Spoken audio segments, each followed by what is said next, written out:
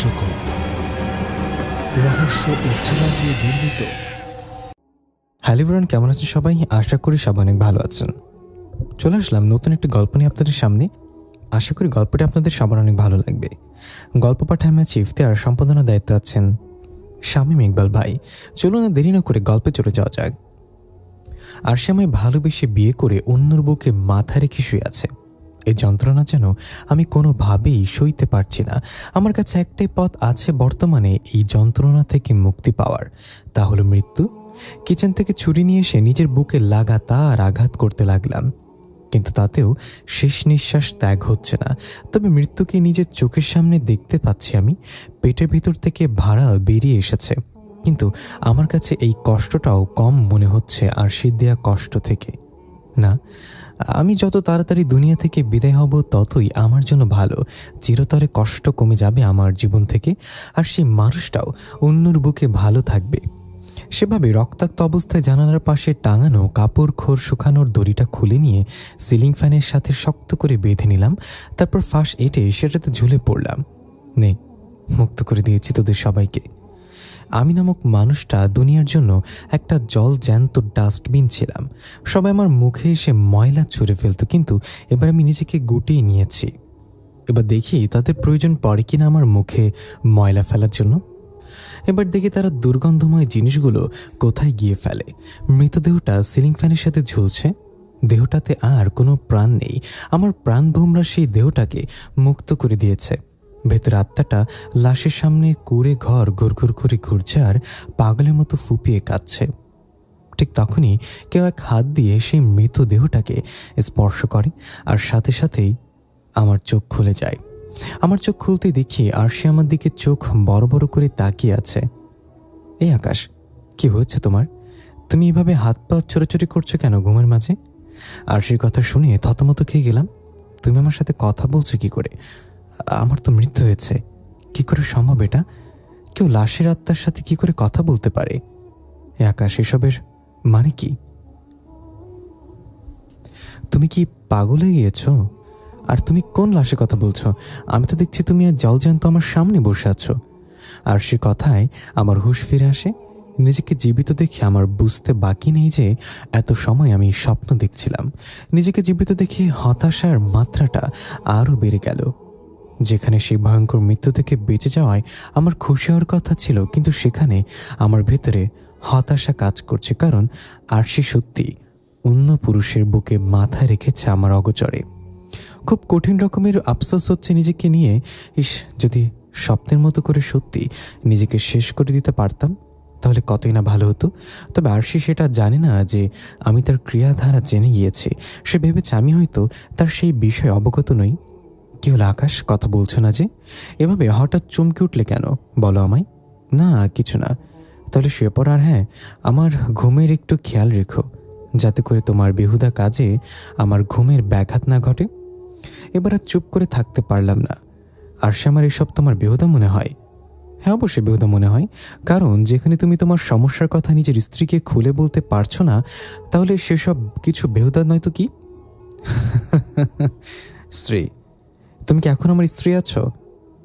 আকাশের কথা শুনে আর সে ঘাবড়ে যায়। এই, মানে কি কি কি কি বলতে চাইছো? না, কিছু না। ঘুমিয়ে পড়ো তুমি, আমি তোমার ঘুমের দিকে খেয়াল রাখবো। আর সে ঘুমিয়ে পড়ল, আর আমি অপর পাশ ফিরে বালিশে মুখ গুজে কান্নায় ভেঙে পড়লাম। কারণ যে আরশিকে আমি ভালোবেসে বিয়ে করেছিলাম, আর সে আজ আমার অগোচরে অন্যর বুকে মাথা রাখে। যে আরশি দিনরাত আমার কেয়ার করত, যে আরশি আমার কাছে আমার সমস্ত কিছুর গুরুত্ব ছিল, সে আরশি আজ বলছে আমার ফিলিং আর ভেতরে চাপা কষ্ট তার কাছে বেহুদা মনে হয়। এভাবে কাঁদতে কাঁদতে কখন যে ঘুমিয়ে পড়েছি বলতে পারবো না।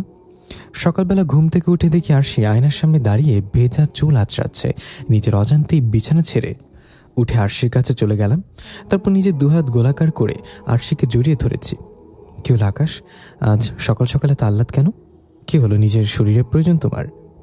এতদিনের জমানো অধিকার ফলাতে এসছো আমার উপরে। আর সে কথা তুমি আমায় বলতে পারলে? হ্যাঁ, পারলাম, কারণ তোমার আচরণের স্পর্শ এখন অনেক ভয়ানক লাগে আমার কাছে। তোমার স্পর্শে এখন অন্য কিছু অনুভব করি আমি। কি বলতে চাইছো তুমি? কিছুই বলতে চাইছি না, তবে আমি চাই না তুমি আমায় স্পর্শ করো আর কারণ তোমার স্পর্শ এখন অনেক জঘন্য লাগে আমার কাছে। আরশি, তোমার পরিবর্তনটা একটু বেশি হয়ে গিয়েছে মনে হচ্ছে না? আমি পরিবর্তন হয়ে গিয়েছি কারণ আপনার মতো মানুষের জীবনে থাকতে আমার আর একদম ইচ্ছে করে না। আরশি, কি কারণে তোমার এত পরিবর্তন সে তো বলতে পারবো না, তবে এতটুকু বলবো যে অনেকটা পরিবর্তন হয়ে গিয়েছে আমি। আর আপনার অস্তিত্ব দিন দিন আমার ভেতর থেকে মুছে যাচ্ছে। সো আমায় ছেড়ে দূরে গিয়ে দাঁড়ান, কখনো আবার আমার সাথে উল্টাপাল্টা করে বসবেন কে জানে। বা আরশি বা, তুমি থেকে সম্মান দিয়ে আপনিতে চলে গেছো, আবার মানুষ থেকে কাপুরুষের খাতায় তো নাম লিখিয়ে দিচ্ছ আমার। আরশি, তোমার কাছে এতটা জঘন্য কি করে হলাম আমি? আজ বিয়ে হয়েছে 1 বছর, আমি তো আমাদের ওয়াদা ঠিক মতনই পালন করেছি। বিয়ের আগে তোমার সাথে মিলে প্ল্যান করেছিলাম যে আমরা বিয়ের 3 থেকে 4 বছর পর বাচ্চা নিব। এর আগে আমরা দুজন দুজনের মতো করে ভালোভাবে সময় কাটাবো। কই, এতদিনে তো একবারও সেই দৃষ্টিতে স্পর্শ করেছি তোমায়? না, তা করেননি, কিন্তু আমি কোনো রিস্ক নিতে চাই না। আর আসল কথা বললামই তো যে আপনার স্পর্শ আমার কাছে এখন সহ্য হয় না। ঠিক আছে, তোমার স্পর্শ করব না। খুশি হলাম শুনে। এবার গিয়ে ফ্রেশ হয়ে নিন, আমি টেবিলে নাস্তা দিচ্ছি। সোজা চলে গেলাম ফ্রেশ হতে। ফ্রেশ হয়ে এসে নাস্তার টেবিলে বসতে দেখি প্রতিদিনের ন্যায় সেই জেলি আর পাউরুটি। আর সেসব কি? এসব কি মানে সকালে নাস্তা? আমি কি রোজ রোজ এসব খেয়ে অফিস যাবো নাকি? হাতের নাস্তা কোথায় তোমার? জি, এসব খেয়ে অফিস যাবেন আর হাতের নাস্তার দিন ভুলে যান, সেসব আর আমি বানাতে পারবো না। কিন্তু কেন? কারণ আপনার জন্য নাস্তা বানাতে আর ইচ্ছা করে না আমার। কত করবো আর আপনার জন্য? কি দিয়েছেন আপনি আমায় সেসবের বিনিময়? আর সে স্বামীকে নাস্তা বানিয়ে খাবে, তার জন্য কি লাগবে বিনিময় তোমার? হ্যাঁ, অবশ্যই লাগবে, কারণ আপনি আমায় বিয়ে করেছেন ঠিক, কিন্তু মনে রাখবেন আমি আপনার কেনা গোলাম না। সকালবেলায় লাট সাহেবের মতো ঘুমাবেন আর আমি উঠে নাস্তা বানাবো, সেসব আর হবে না। সো জেলি আর পাউরুটি গিলে খেয়েই অফিস করতে যান। আর সে ব্যবহার শুনে পুরোপুরি পাগল হয়ে গেলাম। কি বলবো, বলার ভাষা নেই। কি করে সম্ভব তার এতটা পরিবর্তন? না, আর ভাবতে পারছি না। কোনো মতে পাউরুটি আর জেলি গিলে অফিসের দেওয়া ভাঙচুরা গাড়িটা নিয়ে রওনা হয়ে গেলাম। চলে যেতে যেতে পরিচয়টা দিয়ে দিই, আমি আকাশ মাহমুদ। আরশি আমার বিয়ে করা বউ। সম্পর্ক করে বিয়ে করেছি আমরা। আরশি পরিবারের সকলে আছেন, কিন্তু আমার খালি বৃদ্ধ মা আর একটা ছোট বোন আছেন। আমরা চাকরির সুবাদে শহরে বাসা নিয়ে থাকি। আমরা বলতে আমি আর আরশি। বাকি মা আর ছোট বোন গ্রামে থাকেন। আমি শহরে একটা অফিসে ম্যানেজারের চাকরি করি। বাকি সমস্ত কিছু গল্পের সাথে থাকলেই জানতে পারবেন। বেশ অবাক হচ্ছি আরশির ইত্যাদিনের আচরণে। কি কারণে তার তো পরিবর্তন? এসব নিয়ে ভাবতে ভাবতে অফিসে চলে গেলাম। নিজে টেবিলে বসে বসে কাজ করছি, তখনই অফিসের দায়িত্বরত অফিসার এসে বললেন, আকাশ সাহেব, আমি বাইরে যাচ্ছি, আপনি অফিস সামলান। স্যার, একটু পর তো একটা জরুরি মিটিং আছে। এমডি স্যার মেল করে বলেছে মিটিংয়ে থাকতে আপনাকে। তিনি যদি শোনে যে আপনি মিটিংয়ে ছিলেন না, তখন তিনি রেগে যাবেন। হুট করে লোকটা আকাশের উপর গরম হয়ে যায়। এই বেটা, তুই আমার মুখের ওপর কথা বলিস কি করে? এই অফিসের এমডি বর্তমানে আমি। আমার উপর কেউ নেই এখন অফিসে, আর আসল এমডি দেশের বাইরে। সো কেউ আমায় কিছু বলার মতো সাহস রাখে না এই অফিসে।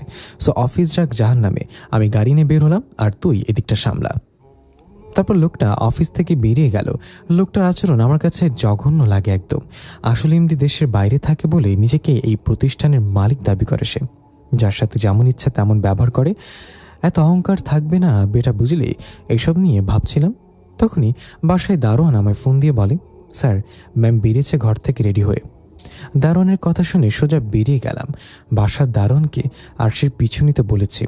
আমি তাড়াতাড়ি গাড়ি টেনে দারোয়ানের কাছে চলে গেলাম। স্যার, ম্যাম আর একটা লোক এই বাড়িতে প্রবেশ করেছে, আর লোকটাই গাড়ি করে এসেছে। দারোয়ানের কথা মতন গাড়ির দিকে নজর পড়তেই মাথা ঘুরতে লাগলো, কারণ এটা তো আমার অফিসের গাড়ি, যে গাড়িতে কিনা অফিসের দায়িত্বরত অফিসারটা চলাফেরা করে। মাথায় পুরোপুরি আগুন ধরে যাচ্ছে আমার। তার মানে কি আরশি আর আমার অফিসের সেই লোক? না, আর ভাবতে পারছি না আমি। তাকে ভাবতাম অন্য কেউ, কিন্তু এই লোক, এই যে আমার আরশির সাথে। দারোয়ান চাচা, আপনি চলে যান। ঠিক আছে। দারোয়ান চলে গেল, আর এদিকে আমার পা গিরগির করে কাঁপছে। তা গুটি গুটি পায়ে বাড়ির সামনে দিয়ে এগিয়ে গেলাম। বাড়ির দরজার সামনে যেতেই দেখি হাসাহাসির আওয়াজ আসছে। হঠাৎ এই চোখ গেল দরজার দিকে, যে তারা দরজা আটকায়নি। আমি কোনো কথা না বলেই দরজা খুলে সোজা ঘরে ঢুকে গেলাম। তখন নজর গেল ঘরের ভেতরে থাকা বিছানার দিকে। যার উপরে দুজন মানুষ পুরোপুরি বস্ত্র খুলে মিলন করছে। আমি সাথে সাথে চোখে হাত দিয়ে নজর ঘুরিয়ে ফেললাম। আমার ভিতরে যেন তুফান বইছে সেই দুটো মানুষকে দেখে। ইচ্ছে করছে কুপিয়ে মেরে ফেলি সে দুটো মানুষকে, যারা আমার সাথে বিশ্বাসঘাতকতা করেছে। মনের ইচ্ছাটাকে জেদে পরিণত করে ফেললাম। হ্যাঁ, আজ দুটোকে একদম চিরতরে দুনিয়া থেকে বিদায় করে দেব। কিন্তু তৎক্ষণাৎ আমার বুক কাঁপতে শুরু করলো, কারণ জেদ তুটেছে কিন্তু তাদেরকে মেরে ফেলে স্টেপ নিতে বুক কাঁপছে আমার। দ্বিধাদ্বন্দ্বে পড়ে গেলাম। কি করব আমি? নিজের দ্বিধাদ্বন্দ্ব আর জেদের মাঝখানে ভয়ঙ্কর এক বিস্ফোরণ ঘটে গেল। জেদ দুটোকে থেকে কাছে কাকে বেছে নেব সেই ডিসিশন নিতে না পেরে আমার সামনে বরাবর একটা কাচের টি টেবিল রাখা ছিল, সেটার মধ্যে সজোরে হাত দিয়ে পাঞ্চ করে বসলাম। সাথে সাথে টি টেবিলটার কাজ ভেঙে আমার হাতে ঢুকে গেল, আর সেই দুটো হাত মানুষের উপস্থিতি টের পেয়ে বিছানা ছেড়ে উঠে গিয়ে নিজেদের বস্ত্রহীন শরীরটাকে কাপড় দিয়ে ঢাকতে ব্যস্ত হয়ে পড়ল। আর শরীর ঢাকতে ঢাকতে বলতে লাগলো, এই যে আকাশ সাহেব, আপনি এখানে কি করছেন? আমি এখানে কি করছি মানে? আপনি আমার স্ত্রীর সাথে অবৈধ মেলামেশা করছেন আর আমাকেই বলছেন আমি এখানে কি করছি? আকাশ সাহেব, মাথা গরম করবেন না, বলে দিলাম। আপনার বউয়ের সাথে অবৈধ মেলামেশা করছে মানে কি? কোন দিক থেকে আপনার বউ হয় সে? আর সে আমার বিয়ে করা বউ? আকাশের মুখে আরশির কথা শুনে লোকটা গলার সাউন্ড কমিয়ে ফেলে আর নরম সুরে বলতে থাকে, আকাশ সাহেব, আপনি ভালো করে লক্ষ্য করে দেখুন এটা আপনার আরশি কিনা। আর আমি আপনার বউয়ের সাথে অবৈধ মেলামেশা কেন করতে যাব খামাকা নিজের বউ রেখে? আর এই মেয়ে কোন দিক থেকে আপনার বউ? সে তো আমার বিবাহিত স্ত্রী মিলি। এই মিলি, তুমি একটু আকাশ সাহেবকে নিজের চেহারাটা ভালো করে দেখাও তো। লোকটার কথা মতন সেই মেয়েটা নিজের শরীর ঢেকে নিয়ে আকাশকে ভালো করে নিজের চেহারা দেখায়। মেয়েটার চেহারা দেখে আকাশ থতমত খেয়ে যায়। কি করে সম্ভব এটা? এই মেয়ে তো সত্যি আমার বউ নয়, এই মেয়ে তো অন্য কেউ। আর সেই লোকটা তো দাবি করছে এই মেয়েটা তার বিবাহিত স্ত্রী। তার মানে কি ওনার কথাগুলি সত্যি? তাহলে দারুণ আমায় ভুল তথ্য কেন দিল? স্যার, দুঃখিত আমার আচরণের জন্য। নিজের কাজে লজ্জা লাগছে, কারণ কারোর বা সেভাবে অনুমতি না নিয়ে হুটহাট ঢুকে পড়লাম, তারপর আবার যেমন তেমন অবস্থায় পড়ে গেলাম। আকাশ সাহেব, আপনি আমার ঘর থেকে বের হন। আপনার সাথে আমার বোঝাপড়া আছে। আপনার কত বড় সাহস যে আপনি আমার পিছু করতে করতে আমার বাসা অবধি চলে আসেন, আবার অনুমতি না নিয়েই বাসায় প্রবেশ করেন। বসেন, আপনার চাকরি তো আমি পুরোপুরি খেয়ে দেব। আপনার এই বেয়াদবিমূলক আচরণের চরম শাস্তি আপনি পাবেন। স্যার, আমার আচরণের জন্য আমি সরি। আমি আপনার কাছে ক্ষমা চাওয়া ছাড়া আমার কাছে আর কোনো অপশন নেই, তাই মন থেকে ক্ষমা চাচ্ছি। এবার আপনি ক্ষমা করবেন কি না করবেন সেটা আপনি জানেন। আর আপনার যদি ইচ্ছে হয় আমার চাকরি খেয়ে দেবেন তাহলে সমস্যা নেই, কারণ দোষ যেহেতু করেছি তাহলে সাজা তো পেতেই হবে। চললাম স্যার। তারপর মানুষটার বাসা থেকে বের হয়ে আসলাম, কিন্তু আমার মাথায় খেলছে না যে দারোয়ান আমায় মিথ্যা কেন বলল। পকেট থেকে ফোনটা বের করে সাথে সাথে দারোয়ানকে ফোন দিলাম। চাচা, আপনি আমায় ভুল তথ্য কেন দিলেন? আমি কেন মিথ্যা তথ্য দিতে যাবো বাজান আপনাকে? তাহলে এই বাসায় এসে তো আমি আমার বউকে খুঁজে পাইনি। বাজান, বিশ্বাস করেন আপনার বউ সেই বাসায় ঢুকেছে। আমি নিজের চোখে দেখেছি ম্যামকে সেই বাসার ভেতরে প্রবেশ করতে লোকটার সাথে। তাহলে আমি সেখানে গিয়ে আরশিকে পেলাম না কেন? বাজান, সেটা তো আমি জানি না। আমি যা দেখেছি সেটা আপনাকে যেমনটা আদেশ দিয়েছেন আপনি, আমি সে অনুযায়ী করেছি। এর মাঝে কোনো মিথ্যা নেই। ম্যাম সেই বাসাতেই প্রবেশ করেছে। দারুণ চাচার কথা শুনে সমস্ত কিছু যেন মাথার উপর দিয়ে যাচ্ছে আমার। আরশি যদি এই বাড়িতেই ঢুকে থাকে তাহলে সে গেল কই? মাথায় তো কিছু কাজ করছে না। আচ্ছা, সেসব আমি দেখছি। আপনি খালি আমায় এটা বলেন যে আপনি এখন কোথায়? পাশের দোকানে একটু চা খাইতে আসছিলাম বাজান। আচ্ছা, চা খেয়ে একটু খেয়াল রাখবেন গেটে যে সে প্রবেশ করে কিনা। ঠিক আছে। চাচার সাথে কথা বলেই ফোন রেখে দিলাম। ফোন রাখতেই নজর গেল এই এলাকার মোড়ে একটা সিসিটিভি ক্যামেরা আছে। সাথে সাথেই সেটার মেইন রুমে চলে গিয়ে সেখানকার থাকা কর্মচারীকে বলে সিসিটিভির ফুটেজ চেক করতে লাগলাম। ফুটেজ চেক করতে করতে একসময় দেখলাম আর সে হেঁটে হেঁটে এই এলাকার ভেতরে প্রবেশ করেছে। সিসিটিভিতে স্পষ্ট তাকে দেখা যাচ্ছে, কিন্তু তার সাথে কোনো পুরুষ মানুষ নেই। সে একাই এসছে এই এলাকায়। কিন্তু দারুণ চাচা যে বলল তার সাথে কেউ একজন ছিল। কি হচ্ছে এটা কি আমার সাথে? কোনো কিছুই তো মিল খুঁজে পাচ্ছি না। আবার দারুণ চাচাকে ফোন দিলাম। হ্যাঁ সাহেব। চাচা, আপনি তাড়াতাড়ি গেটে এসে বসেন, আমি বাসায় আসছি। এর মাঝে যদি সে আসে তাহলে আমায় ফোন করে বলবেন। ঠিক আছে সাহেব। অফিসের গাড়ি নিয়ে বাসার উদ্দেশ্যে রওনা হয়ে গেলাম। মাথা পুরো গোলক ধাঁধার মতন ঘুরপাক খাচ্ছে, কারণ দারুণ চাচার কথার কিছুটা মিল পাচ্ছে আবার কিছুটা পাচ্ছি না। কিন্তু তিনি তো আমায় মিথ্যা বা দুই লাইন বানিয়ে বলবে না, কারণ তিনি আমাকে বহু আগে থেকে চেনে আর খুব মিশুক একটা মানুষ। আমার সাথে ভালো সম্পর্ক রয়েছে তিনার, কিন্তু ওনার সাথে সমস্ত কথার মিল কেন পাচ্ছি না আমি? আর সবচেয়ে বড় কথা, আরশি এই এলাকায় কেন এসেছে? গাড়ি নিয়ে বাসে পৌঁছে গেলাম। চাচা কি এসেছে? সে এসছে না সাহেব। আমি তাড়াতাড়ি ঘরে গেলাম। ঘরে এসে দেখি দরজার ভিতর থেকে লক করা। তার মানে ভেতরে কেউ না কেউ আছে। পকেটে থাকা দ্বিতীয় চাবিটা দিয়ে ঘরের দরজা খুলে ভেতরে প্রবেশ করলাম। সারা বাড়ি তন্ন তন্ন করে খুঁজলাম, কিন্তু কাউকেই দেখতে পেলাম না। তবে যখনই রান্নাঘরের সামনে গেলাম তখনই কারোর গুনগুন করার শব্দ কানে ভেসে আসলো। গুটি গুটি পায়ে হেঁটে রান্নাঘরে প্রবেশ করলাম।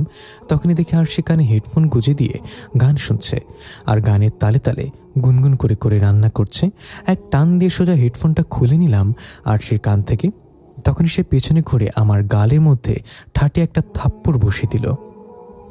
আরশির আচরণে পুরোপুরি রোবট হয়ে গেলাম।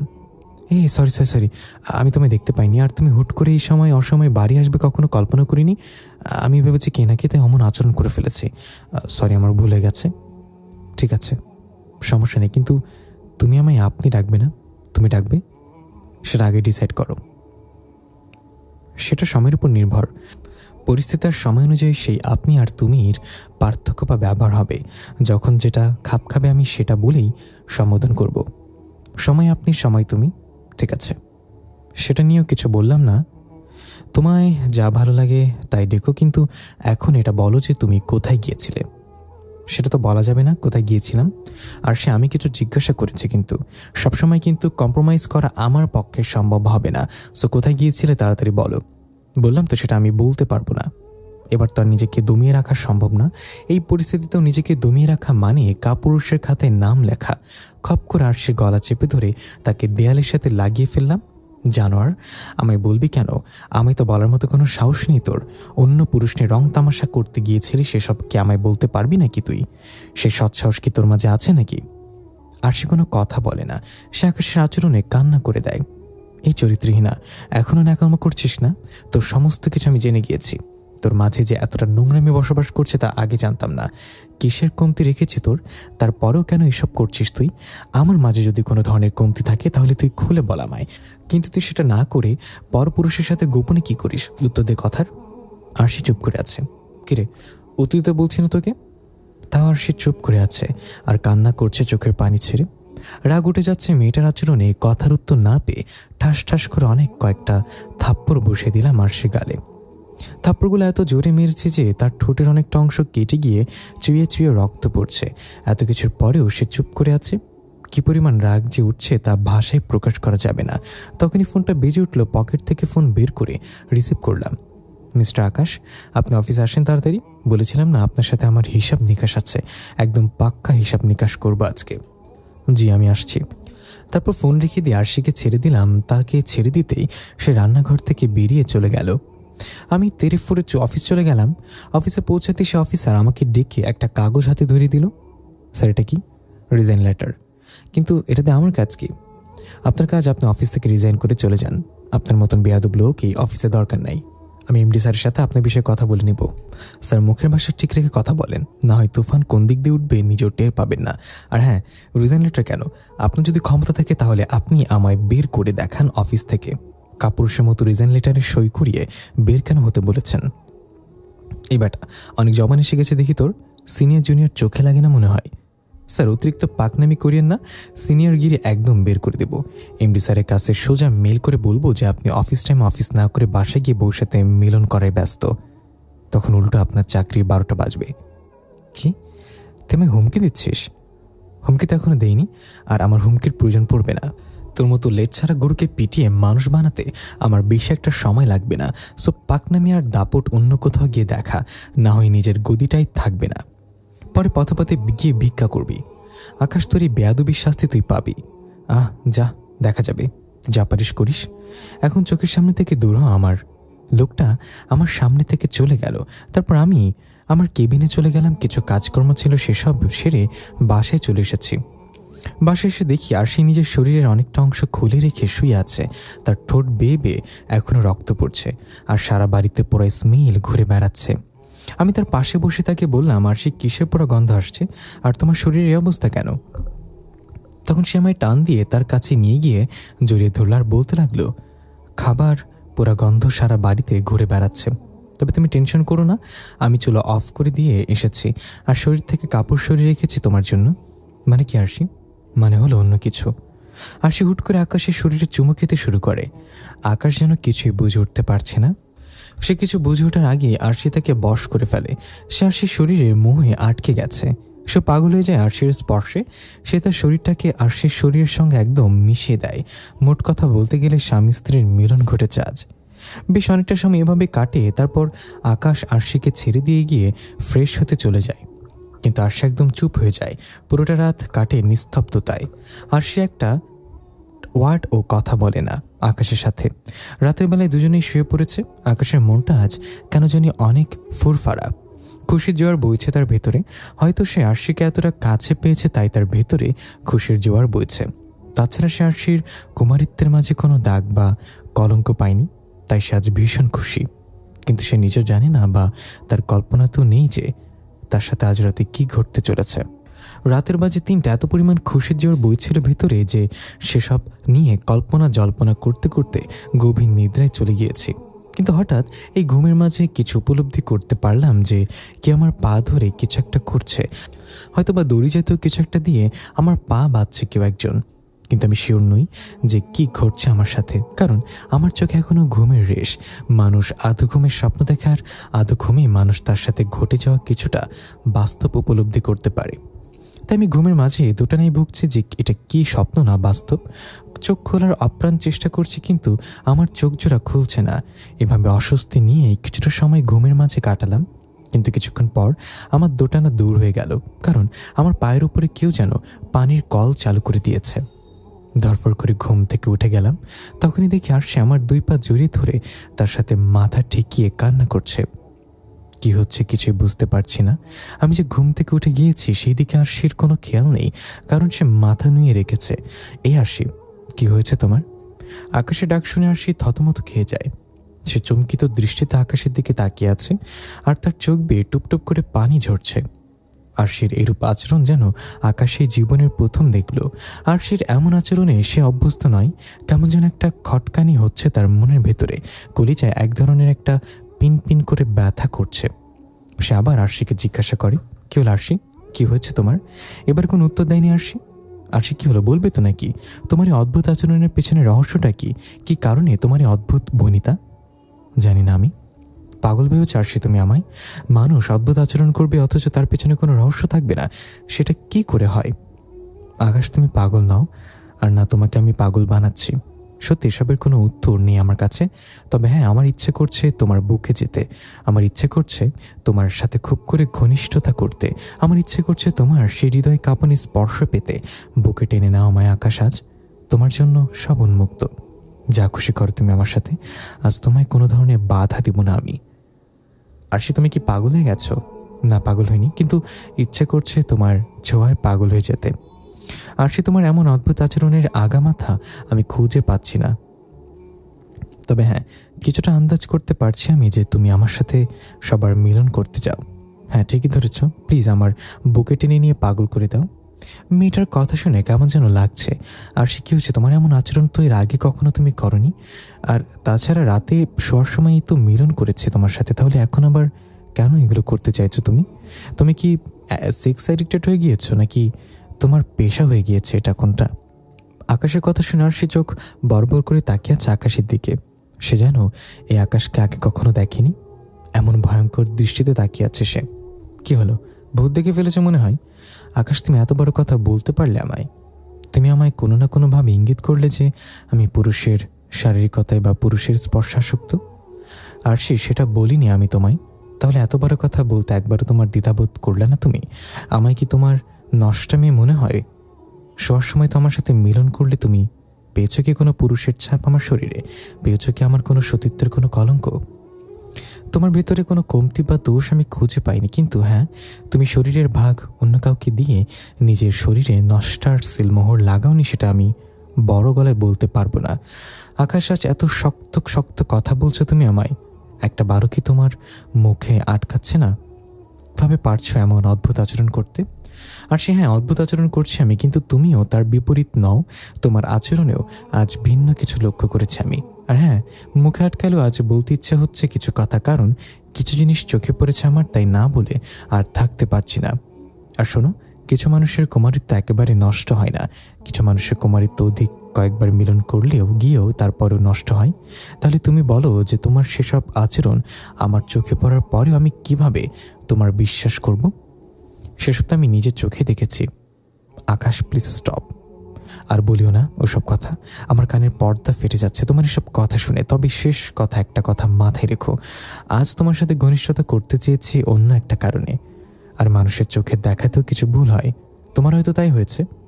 হ্যাঁ, হতে পারে, কিন্তু একাধিকবার মানুষ চোখে ভুল দেখে না, তাই তোমার ভুল দেখার বিষয়টা বিশ্বাস করতে পারছি না। আকাশ, সময় যেন অনুশোচনা না হয় সেই দিকে কিন্তু ভালোভাবে খেয়াল রেখো। তোমার কথার কোনো উত্তর এই আজ আমার কাছে নেই, না আছে নিজেকে নির্দোষ দাবি করার কোনো প্রমাণ, কিন্তু একটা সময় তুমি সবটাই বুঝে যাবে। সময় দেখা যাবে। এবার ঘুমিয়ে পড়ো তুমি, আমায় কাছে টানবে না, এটাই ফাইনাল। ভেবেচিন্তে বলবে কিন্তু, কারণ হয়তো এরপর আর সুযোগটা তুমি পাবে না। না, তোমায় আজ আর কাছে টানবো না, এটাই ফাইনাল। কারণ আমার মতে একটা মানুষ একদিন একাধিকবার ওটা করতে পারে না, আর যারা করে তাদের ভেতরে ভালোবাসা থেকে নারীর শরীর ভোগ করার খিদেটা বেশি বলে আমি মনে করি। সো আমার দ্বারা আজ আর এসব হবে না। তুমি অন্য কোনো একদিন তোমার খুব করে টানতে ইচ্ছা করবে, তখন ভালোবাসা দিয়ে রাঙিয়ে দেবো তোমায়। ঠিক আছে, ঘুমিয়ে পড়ো। বাট আমি তোমায় নিজে ইচ্ছায় আজ জড়িয়ে ধরছি, প্লিজ এটা নিয়ে কিছু বলো না তুমি, ঠিক আছে? তারপর মেয়েটা আমায় জড়িয়ে ধরে বুকে মুখ গুজে দিল। আমি তার এই অদ্ভুত আচরণ নিয়ে ভাবনা চিন্তায় বিভোর। কিছু সময় পরে ভেবে চিন্তে একটা উত্তর পেলাম, হয়তো তার সত্যি জেনে গেছে বিধায় সে আমার কাছে টেনে সেসব ভোলানোর চেষ্টা করছে। কিন্তু আমি তো ভুলবো না, দোষকে কখনোই ঢাকবো না আমি। হয়তো ভুলের ক্ষমা হবে, কিন্তু মনে সেসব পুষে রেখে ভালোবাসবো না। দেখতে দেখতে আরও কিছুটা সময় কেটে গেল। মেয়েটা আমার বুকে পড়ে পড়ে শান্তির ঘুম ঘুমাচ্ছে। মেয়েটার ঘুমন্ত চেহারার দিকে নজর দিতেই সমস্ত কিছু ভুলে গেলাম আমি। আপনা আপনি মেয়েটার কপালে চুমু খেতে শুরু করলাম। শুধু তার কপালে নয়, তার সারা মুখমণ্ডলেই চুমু খাচ্ছি। কিন্তু হঠাৎ এই তার চোখের নোনা পানি আমার ঠোঁটে এসে লাগলো, আর সাথে সাথে বুকটা ছ্যাদ করে উঠল। কেমন যেন খারাপ লাগা কাজ করছে এখন, কারণ একটা সময় মেয়েটার চোখের পানি আমার সহ্য হতো না, আর আজকে কিভাবে যে সহ্য করলাম তা আল্লাহ ভালো জানে। মেয়েটা ঘুমিয়ে পড়েছে, আমিও পরে তার সাথে সাথে ঘুমিয়ে পড়লাম। সকালবেলায় ঘুম ভাঙতে দেখি 10টা 15 বাজে। ইন্নালিল্লাহ, অফিস টাইম তো পার হয়ে যাচ্ছে, অলরেডি 15 মিনিট লেট আমি। এদিকে আর সে এখনও আমায় জড়িয়ে ধরে ঘুমিয়ে আছে। আর সে ওঠো, উঠে পড়ো, আমার অফিস টাইম চলে যাচ্ছে। মেয়েটাকে ডাক দিয়ে তাকে নিজের থেকে ছাড়িয়ে নিয়ে তড়িঘড়ি করে উঠে পড়লাম।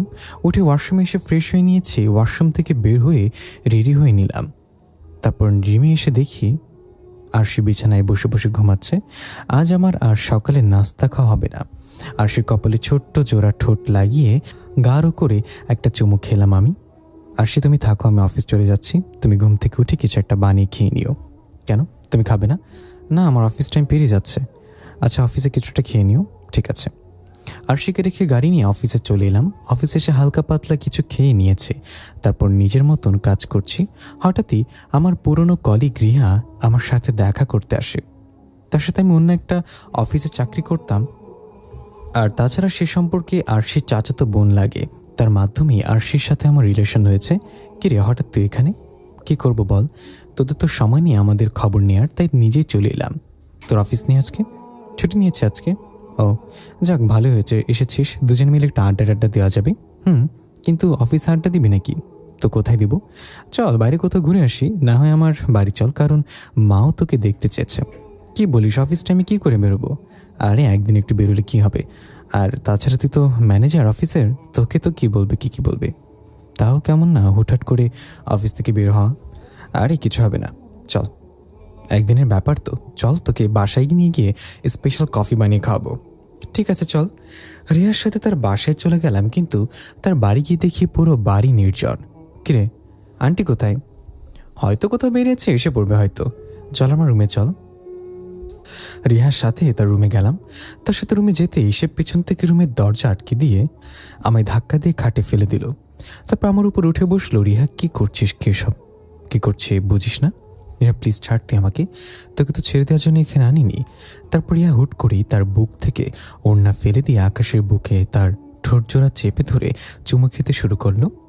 আকাশ তো পুরো অবাক হয়ে যায় রিহার এমন কাণ্ড দেখে। সে রিহাকে বারবার বারণ করতে কিন্তু রিহা শোনে না। তাই আকাশ তাকে ধাক্কা দিয়ে তার উপর থেকে রিহাকে একপাশে ফেলে দেয়, কারণ সে নিজের শরীরের ভাগ আশীর্বাদে অন্য কাউকে দিতে রাজি নয়। আকাশ খুব জটিল একটা মানুষ। যেখানে মানুষ নিরালয় মজা খোঁজে, সেখানে আকাশ রিয়াকে ধাক্কা দিয়ে খাটের এক পাশে ফেলে দিচ্ছে। রিয়ার এমন আচরণে আকাশের মাথা পুরোপুরি গরম হয়ে যায়। রিয়া একদম থাপড়ে গালের দাঁত সব করে ফেলে দেবো তোর। তুই ভালো করে জানিস যে আমি কেমন, তারপরও তোকে এইসব করার সাহস কে দিয়েছে? আকাশ, আমার তোকে চাই, তোর শরীরের সাথে নিজের শরীরটা মিলিত করতে চাই আমি আরও চাই তোর শরীরের যৌনতা প্লাস আমার শরীরের যৌনতার সাথে মিলে কিছু একটা হোক। আমি চাই তুই আমার শরীরের মজা পুরোপুরি লুটে নে। রিয়ার কথা শুনে আকাশের শরীরের রক্ত খলখল করছে। সে সোজা গিয়ে রিহার চুলের মুঠি ধরে ঠাস ঠাস করে কয়েকটা থাপ্পড় বসিয়ে দেয় রিহার গালে। আজকের পর যেন এরকম আচরণ আর কখনো না দেখি। অবশ্য আজকের পর আর তোর সাথে সম্পর্ক রাখবো না আমি, চিরতরের শেষ তোর সাথে আমার বন্ধুত্ব। আকাশের কথা শুনে রিহা অট্টহাসিতে হাসছে। আকাশের যেন এসব একদম সহ্য হচ্ছে না। সে তাড়াতাড়ি রিহার বাড়ি থেকে চলে আসে। রিহা থাপ্পড় খাওয়ার পর আকাশকে আর কোনো ধরনের জোর করে না। সে অবশ্যই আকাশকে যেতে দেয়। এদিকে আকাশ গাড়ি টেনে অফিস চলে এসেছে। তার মাথায় যেন কোনো কিছুই কাজ করছে না। সে সোজা এসে নিজের কেবিনের ভিতরে চুপচাপ বসে আছে। তখন অফিসের পিয়ন দৌড়ে এসে আকাশকে বলে, স্যার মোবাইলটা অন করেন, খবরটা একটু দেখেন। কী হয়েছে জমির সাহেব? স্যার আমি বাইরে নাস্তা করতে গিয়ে টিভিতে একটা নিউজ দেখেছি, আপনি তাড়াতাড়ি খবরের চ্যানেল দেখেন।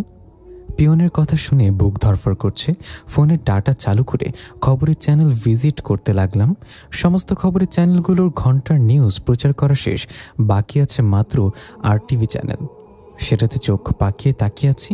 হঠাৎই দেখতে পেলাম নিউজ রিপোর্টার একটা মেয়ের সুসাইড নিয়ে আলোচনা করছে।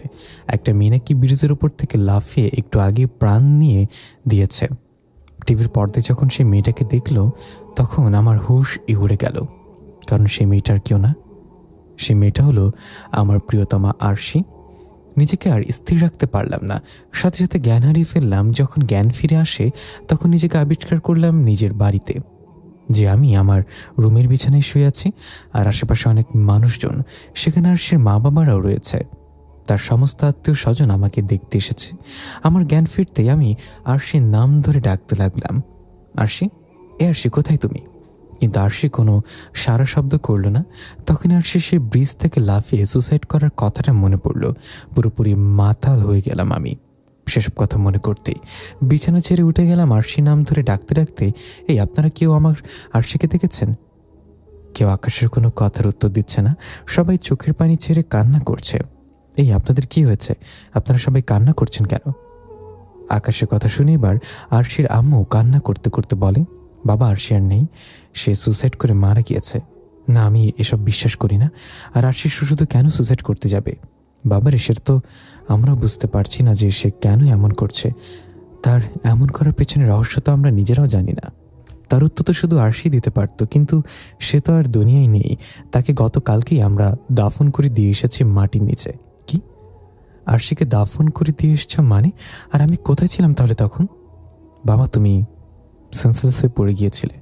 পর অফিসের কর্মচারী তোমায় বাসায় দিয়ে যায়, আর আজ তোমার জ্ঞান ফিরে আসে। আমরা চেয়েছিলাম তোমার জ্ঞান ফিরলেই আরশির বাকি কাজ সম্পূর্ণ করব, কিন্তু আরশির দেহের অবস্থা ভালো ছিল না, একদম বিকৃত হয়ে গিয়েছে তার চেহারা। আমরা নিজেরাই তাকে চিনতে পারছিলাম না, এমন বিভৎস অবস্থা হয়েছে তার লাশের। তাই আমরা তাকে তাড়াতাড়ি দাফন দিয়েছি। ধাম করে মাটিতে বসে পড়লাম। আমার যেন দুনিয়াদারির কোনো ঠিক ঠিকানা নেই। সমস্ত কিছু যেন কেমন গলিয়ে যাচ্ছে। মাটিতে বসে ছোট বাচ্চার মতো আশ্বাসে বলে চেঁচিয়ে চেঁচিয়ে কান্না করছি। সবাই আমাকে সান্ত্বনা দেওয়ার চেষ্টা করছে, কিন্তু এই সান্ত্বনাতে কি প্রিয় মানুষটাকে হারানোর যন্ত্রণা মিটবে? চোখের পানি যেন বাধাই মানছে না।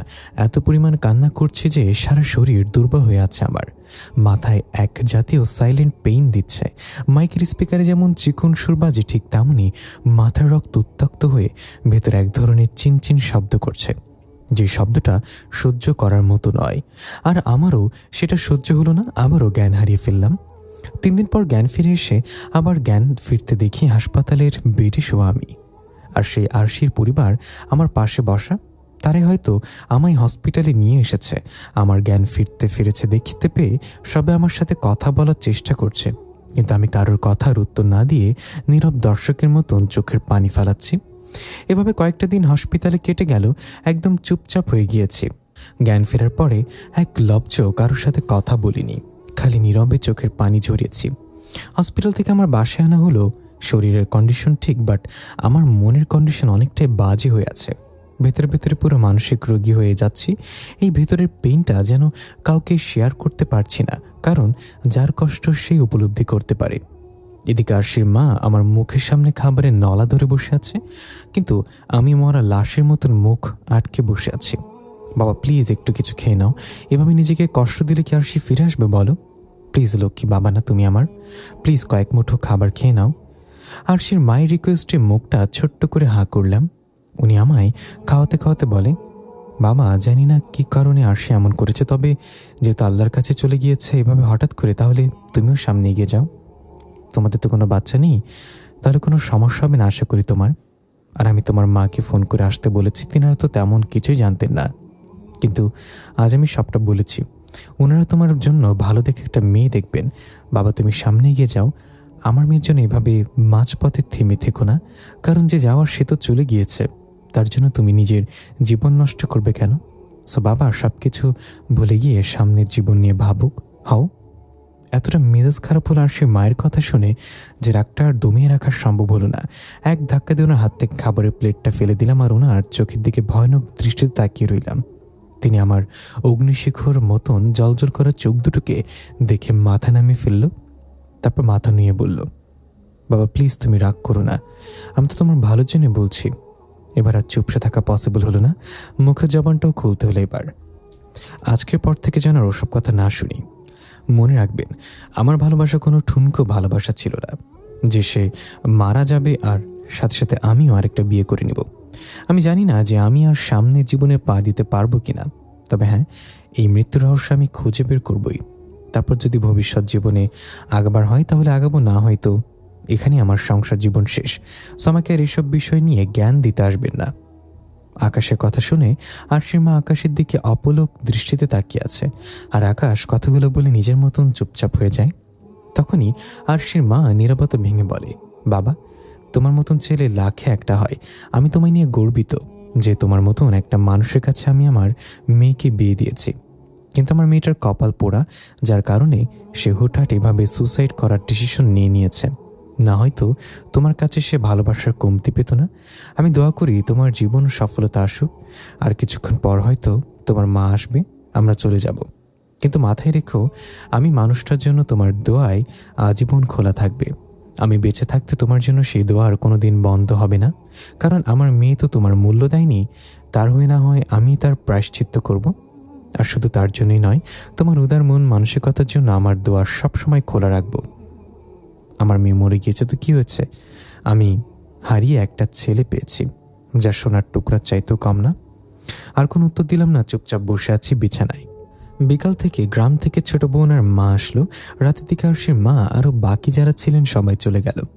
এদিকে আমার মা তো পুরো অবাক, কারণ আর সে মারা গিয়েছে এতদিন হলো, অথচ উনি কিছুই জানেন না। কিরে বাবা তুই আমায় কিছু জানলি না যে? মা সেই পরিস্থিতিতে ছিলাম না, তারপরেও তো আমায় বলবি নাকি? মা বাদ দাও ওসব কথা, আমার ওসব নিয়ে আর কথা বলতে ভালো লাগছে না। আচ্ছা বাদ দিলাম, কিন্তু একটা কথা শুন, আরশি পরিবারের সবাই অনেক ভালো, আর বিশেষ করে আরশি মামুনি অনেক ভালো ছিল। সো আমার মনে হয় না যে আরশি নিজেই এসব করছে, আমার মনে হয় কেউ তাকে দিয়ে এসব করিয়েছে। সো তুই রহস্য উদ্ঘাটন কর। তা তো আমি করবই, কিন্তু তার আগে আমার ভেতরটা ঠিকঠাক হোক আগে।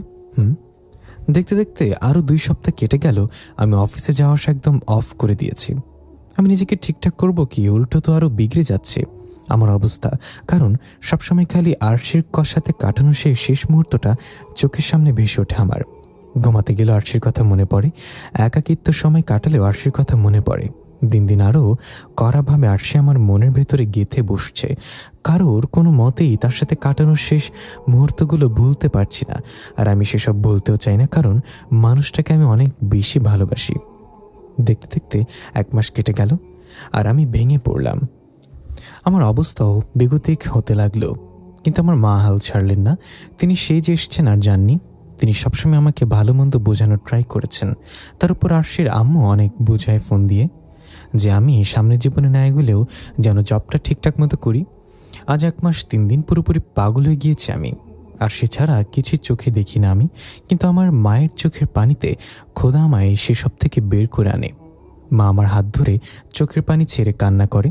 তখন আবার তিনাকে কথা দিয়ে যে অফিসে জয়েন করব। চুলদারি সমস্ত কিছু মোটামুটি বড় হয়ে গিয়েছে। সেদিন বিকালে চুলদারি কেটে পরের দিন অফিসে চলে গেলাম। অফিসে গিয়েই দেখি আমার জায়গায় অন্য ম্যানেজার নিয়েছে সেই অফিসার। আমি সোজা আমার কেবিনে চলে গেলাম। অফিসের সবাই আমার দিকে হাঁ করে তাকিয়ে আছে। তখনই সে অফিসার আমার রুমে আসে। কী হয়েছে মিস্টার আকাশ সাহেব, আপনি আবার এই অফিসে কেন? এই অফিসে কেন মানে? আমি এখানে চাকরি করি তাই এসেছি। না না, আপনার আর দরকার নেই। আজ 1 মাসের বেশি সময় পর আপনি অফিসে এসেছেন। কি বাপের দিনের সম্পত্তি পেয়েছেন নাকি? এই অফিসে আপনার জায়গা অন্য একজনকে নিয়েছি আমি। সো আপনি অন্য কোথাও জব খুঁজুন গিয়ে। স্যার অতিরিক্ত হয়ে যাচ্ছে না? আমায় বের করার অধিকার কে দিয়েছে আপনাকে? এমডি স্যার বলেছি কি আমায় বের করতে? না, তিনি বলেননি, কিন্তু আমি বের করে দিয়েছি। এমনিতেই মাথা হলে আছে আরশির মৃত্যুর পর থেকে। তার উপর এই লোকের বাড়াবাড়ি। সোজা গিয়ে ব্যাটার কলার চেপে ধরলাম। কি সমস্যা তোর? অনেক পাওয়ার পেয়ে গিয়েছিস মনে হয় আমি না থাকায়। আকাশ সাহেব কলার ছাড়েন আর সম্মানের সহিত অফিস থেকে বেরিয়ে যান। তোর সম্মানের খাতে আগুন বলে ঠাস করে কানে নিচে বারবার একটা লাগিয়ে দিলাম। মিস্টার আকাশ, তোর কত বড় সাহস যে তুই আমায় মারিস? এর ফল তুই পাবি। আগেরবার বেয়াদবি করার কারণে তুই তোর বউকে হারিয়েছিস। এবার তুই নিজের কবরের তলে যাবি। একটু ধৈর্য ধর খালি তুই। লোকটার কথা শুনে পায়ে রক্ত পুরো মাথায় উঠে গেল। কি, আমার বউকে হারিয়েছে মানে? তার মানে তুই আমার আরশির সাথে কিছু করেছিস? লোকটা আকাশের কথা কোনো উত্তর না দিয়ে জোরে জোরে অট্টহাসি হাসছে। এদিকে আকাশের সারা শরীর তো পুরো আগুন জ্বলছে। সে বুঝে গেছে যে আরশির মৃত্যুর পেছনে এই অফিসারের হাত রয়েছে। সে আর রাগ পুষে রাখতে না পেরে পাশে থাকা একটা কম্পিউটার উঠিয়ে নিয়ে সে অফিসারের মাথায় বাড়ি দিয়ে বসে। এত জোর আকাশ লোকটাকে মাথায় বাড়ি মানে যে কম্পিউটার ভেঙে কয়েক টুকরো হয়ে যায়। লোকটা অজ্ঞান হয়ে মাটিতে পড়ে যায়। তখন অফিসের অনেক কয়েকজন কর্মচারী এসে আকাশকে ধরে সেই অফিসার থেকে দূরে সরিয়ে নিয়ে যায়। আকাশের মাথায় দাও দাও করে আগুন জ্বলছে। অন্যদিকে থাইল্যান্ডের একটা রেস্টুরেন্টে বসে আরশি আর অচেনা একটা লোক খাবার খাচ্ছে। লোকটা তখনই আরশিকে বলে, জানো আর কিছু অর্ডার করব? ইবনাথ প্লিজ, আমার এসব নামে ডেকো না। আমি এখনও তোমায় সেভাবে গ্রহণ করতে পারিনি। আরে বেবি, তুমি এত সংকোচ করছো কেন? এখনও গ্রহণ করতে পারোনি তো কি হয়েছে? পরে তো ঠিকই আমায় গ্রহণ করবে। আর তাছাড়া এখন থেকেই তোমার এসব নামে ডাকার অভ্যাস করছি। এতে করে দুজনেরই লাভ রয়েছে। আমার লাভ হচ্ছে পরে তোমায় ভালোবেসে এসব নাম ধরে ডাকতে সংকোচ লাগবে না। আর তোমার লাভ হচ্ছে তুমি তাড়াতাড়ি আমার উপর ফোকাস করতে পারবে। ইবনাথ প্লিজ স্টপ। আমার এই সমস্ত কথাবার্তা ভালো লাগছে না। প্লিজ তুমি আমায় প্রেশার দিও না। এত তাড়াতাড়ি মানুষটাকে স্মৃতি ভুলে জোর করিও না। কিছুটা সময় পেরোলেই আপনি মানুষটা আমার মন থেকে মুছে যাবে। আচ্ছা ঠিক আছে, যাও। আমি তোমায় আর মানসিকভাবে তাড়না বা ফোর্স করব না।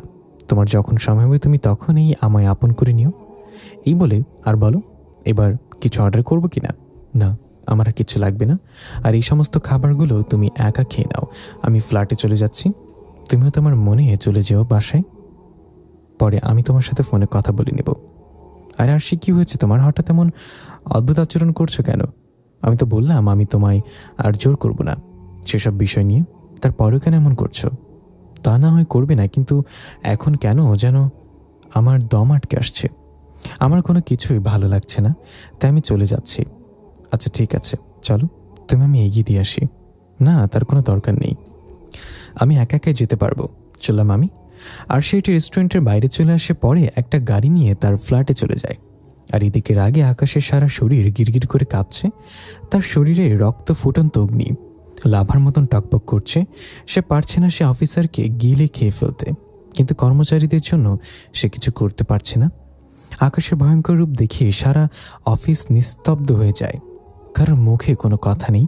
আর আকাশের অবর্তমানে সেই যে ম্যানেজার অফিসে জয়েন করেছে সে ভয়ে অফিস থেকে পালিয়ে যায়। কারণ সে থাকলে নির্ঘাত এখন মারা পড়বে আকাশের হাতে। দীর্ঘ 2 ঘন্টা কেটে যায়, কিন্তু আকাশের রাগ ঠান্ডা হওয়ার কোনো নামগন্ধই নিচ্ছে না। বেশ কিছু কর্মচারী নিজের কাজ ফেলে আকাশকে শান্ত করার কাজে লেগে রয়েছে। তখন তার মধ্যে থেকে একজন কর্মচারী আকাশকে বলে, স্যার লোকটা অফিসে এসছে শুক্র শুক্র মিলে 2 সপ্তাহ হয়নি, কিন্তু এর মাঝেই নিজের পাওয়ার খাটানো শুরু করে দিয়েছে। আর আপনি অফিসে না থাকায় তো আমাদের গুণধর অফিসার সাহেব পুরো অফিসের রাজত্ব পেয়ে বসেছে, কারণ আপনি ছাড়া তিনি কাউকে পাত্তা দেয় না। পাত্তা দিতে তার বাপও দিবে। এখন তো এসে গেছে, তার কেয়ামত ছুটিয়ে দিবে একেবারে। স্যার আপনি ফিরে আসে আমরা জীবন ফিরে পেয়েছি। সত্যি বলতে ভেতরে ভেতরে সবাই অনেক খুশি, কারণ আকাশ এমন একটা মানুষ যার ভেতরে কোনো গরিমা নেই। সে পুরো অফিসের ভালো মন্দের দেখাশোনা করে, অথচ সে কখনোই কোনো কর্মচারীর সাথে বড় গলায় বা চেঁচিয়ে কথা বলেনি। যেখানে সে চাইলে কর্মচারীর সাথে যেমন তেমন ব্যবহার করতে পারত, যেখানে সে চাইলে কর্মচারীর চাকরি থেকে বের করে দিতে পারত, কিন্তু সে কখনোই কর্মচারীর মনে আঘাত দেয়নি। তাই সবাই তাকে এতটা ভালোবাসে। লতিফ ভাই একটু বাইরে গিয়ে দেখে আসুন তো জানোয়ারটা এখন অফিসে কিনা। ও এখন অফিসে থাকলে কিন্তু ওর কোনো কিয়ামত ঘটিয়ে দেবো আমি। স্যার তিনাকে হসপিটালে নিয়ে যাওয়া হয়েছে, যাক বেঁচে গেছে। তাহলে আমার হাত থেকে, কিন্তু তাকে আমি এত সহজে ছাড়ছি না, কারণ তার কাছে কিছু প্রশ্নের উত্তর আমার জানার আছে। আকাশের কথা শুনে লতিফ নামে সে কর্মচারী আকাশকে বলে, স্যার আপনি আজ বাসায় চলে যান, এদিকটা আমরা দেখে নেব, সমস্ত কাজ আমরা নিজ দায়িত্ব করব। কিন্তু আপনি বাসায় গিয়ে বাসার মানুষের সাথে কিছুটা সময় কাটান, হয়তো আপনার রাগ কিছুটা কমে যাবে। লতিফ ভাই বাসায় আমি যাব, কিন্তু এই রাগ কখনো কমবে না। আর আমি ইচ্ছে করে কখনোই এই রাগ দমাবো না, কারণ আমার আরশির মৃত্যুর সাথে জানোয়ারের কোনো না কোনো হাত অবশ্যই রয়েছে। স্যার তাহলে কোনোভাবেই ওনাকে রেহাই দেওয়া চলবে না। সে তো আমি দেবই না, বেটা হাসপাতাল থেকে সুস্থই ফিরে আসুক একবার, আবার তাকে মেরে হসপিটালে পাঠাবো।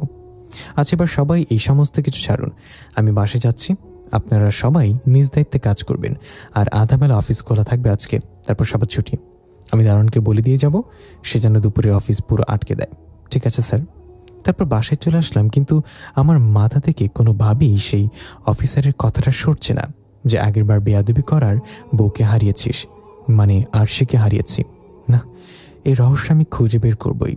দরকার হয় এই লোকের প্রাণ নিব, তাও তার মুখ থেকে সত্যিটা আমি বের করেই ছাড়বো।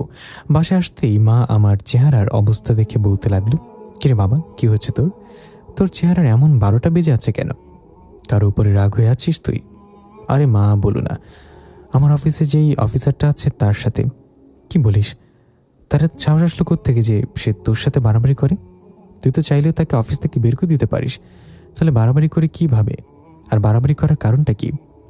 মা আমি না থাকে সে আমার জায়গায় অন্য একজন ম্যানেজার নিয়েছে, তাই আজ অফিসে গিয়ে রেখে গিয়েছি।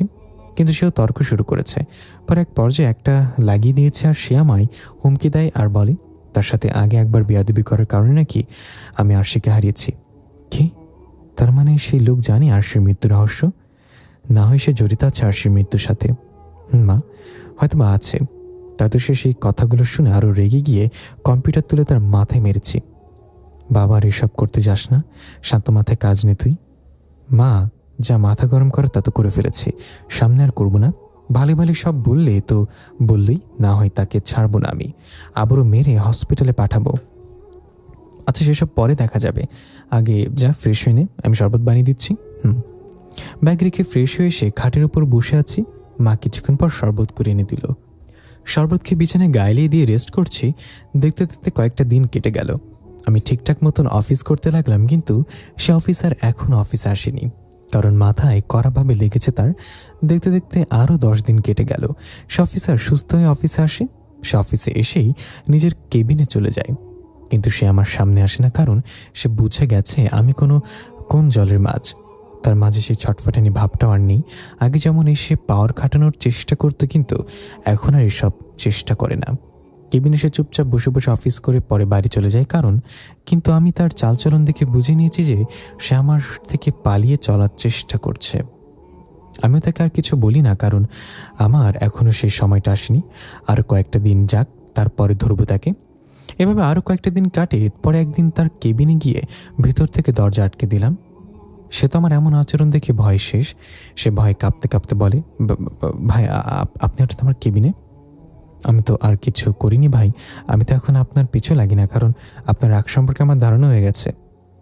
সেসব ঠিক আছে, তোর এমন পরিবর্তনের জন্যই এখন আর কিছু বলছি না, না হয় আবারও এসে তোকে বলতাম, আচ্ছা মতো ক্যালাতামও। আচ্ছা এখন এসব কথা বাদ দে, আগে আমার সে কথার উত্তর দে। সেদিন তুই বলেছিলি যে আমার বেয়াদবির কারণে আমি আমার আরশিকে হারিয়েছি। সে কথাটার মানে কি? ভাই সেসব আমি এমনি বলেছি। দেখ, মাথা খারাপ করিস না, এবার কিন্তু মাথার উপরে তুলে আছাড় মারবো। ভাই সত্যি বিশ্বাস করেন, আমি সে কথাগুলো এমনি বলেছিলাম। আরশি ম্যামের মৃত্যুর সাথে আমার কোনো সম্পর্ক নেই। আমি সেদিন আপনার সামনে হিরো সাজার জন্যই সেই কথা বলেছিলাম। তাছাড়া এসবে আমার কোনো হাত নেই। আর আমি খামোখা আরশি ম্যামকে কেন মারতে যাব? তিনি আমার কি ক্ষতি করেছেন? ভাই বিশ্বাস করেন, তিনি সত্যি বলছি, আমি সেসব কিছু করিনি। জাস্ট আপনার সামনে ভাব নেওয়ার জন্য আরশি ম্যামের মৃত্যুর বিষয়টা থেকে ফায়দা লুটেছি। ভেবেছি এসব বললে আপনাকে আঘাত করা যাবে। সত্যি বলছিস তো তুই এসব কথা? ভাই সত্যি বলছি। ঠিক আছে, যা বেঁচে গেলে কিন্তু মনে রাখিস, আরশির মৃত্যুর রহস্য আমি বের করবই। আরশির মৃত্যুর সাথে যদি কেউ জড়িত থাকে তাহলে কিন্তু তার কিয়ামত আমি রটিয়ে দেব। সাবধান থাকিস। ভাই সেসব কিছুর সাথে যদি আমার কোনো সম্পর্ক থাকে তাহলে আপনি আমার বিচার করিয়েন। মানুষটার কেবিন থেকে চলে আসলাম, ভেতরটা কেমন যেন হায় হতাশ করছে। কারণ এতদিন একটা আশা ছিল যে এই মানুষটার থেকে আরশির মৃত্যুর রহস্য খুঁজে পাবো, কিন্তু এখন দেখি এই মানুষটাও কিছু জানে না।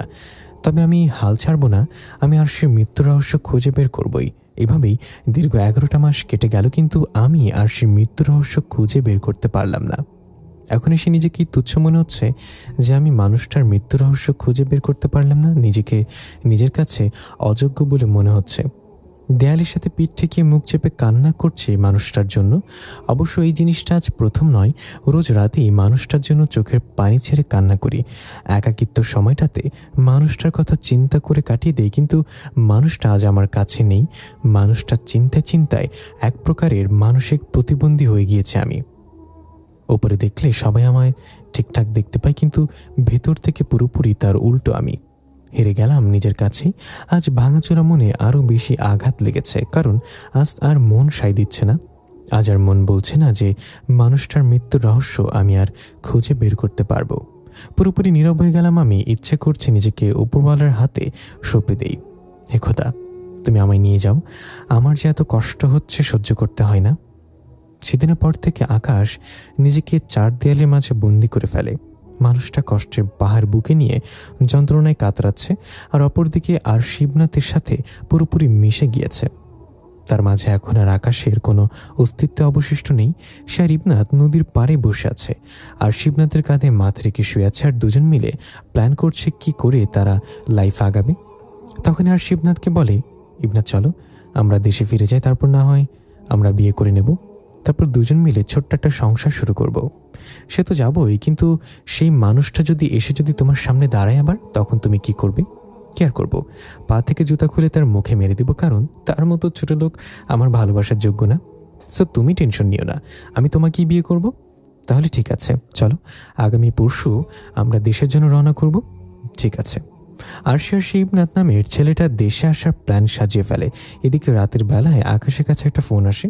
কি আপনি? আকাশ, তুই আমায় ভুলে গেছিস?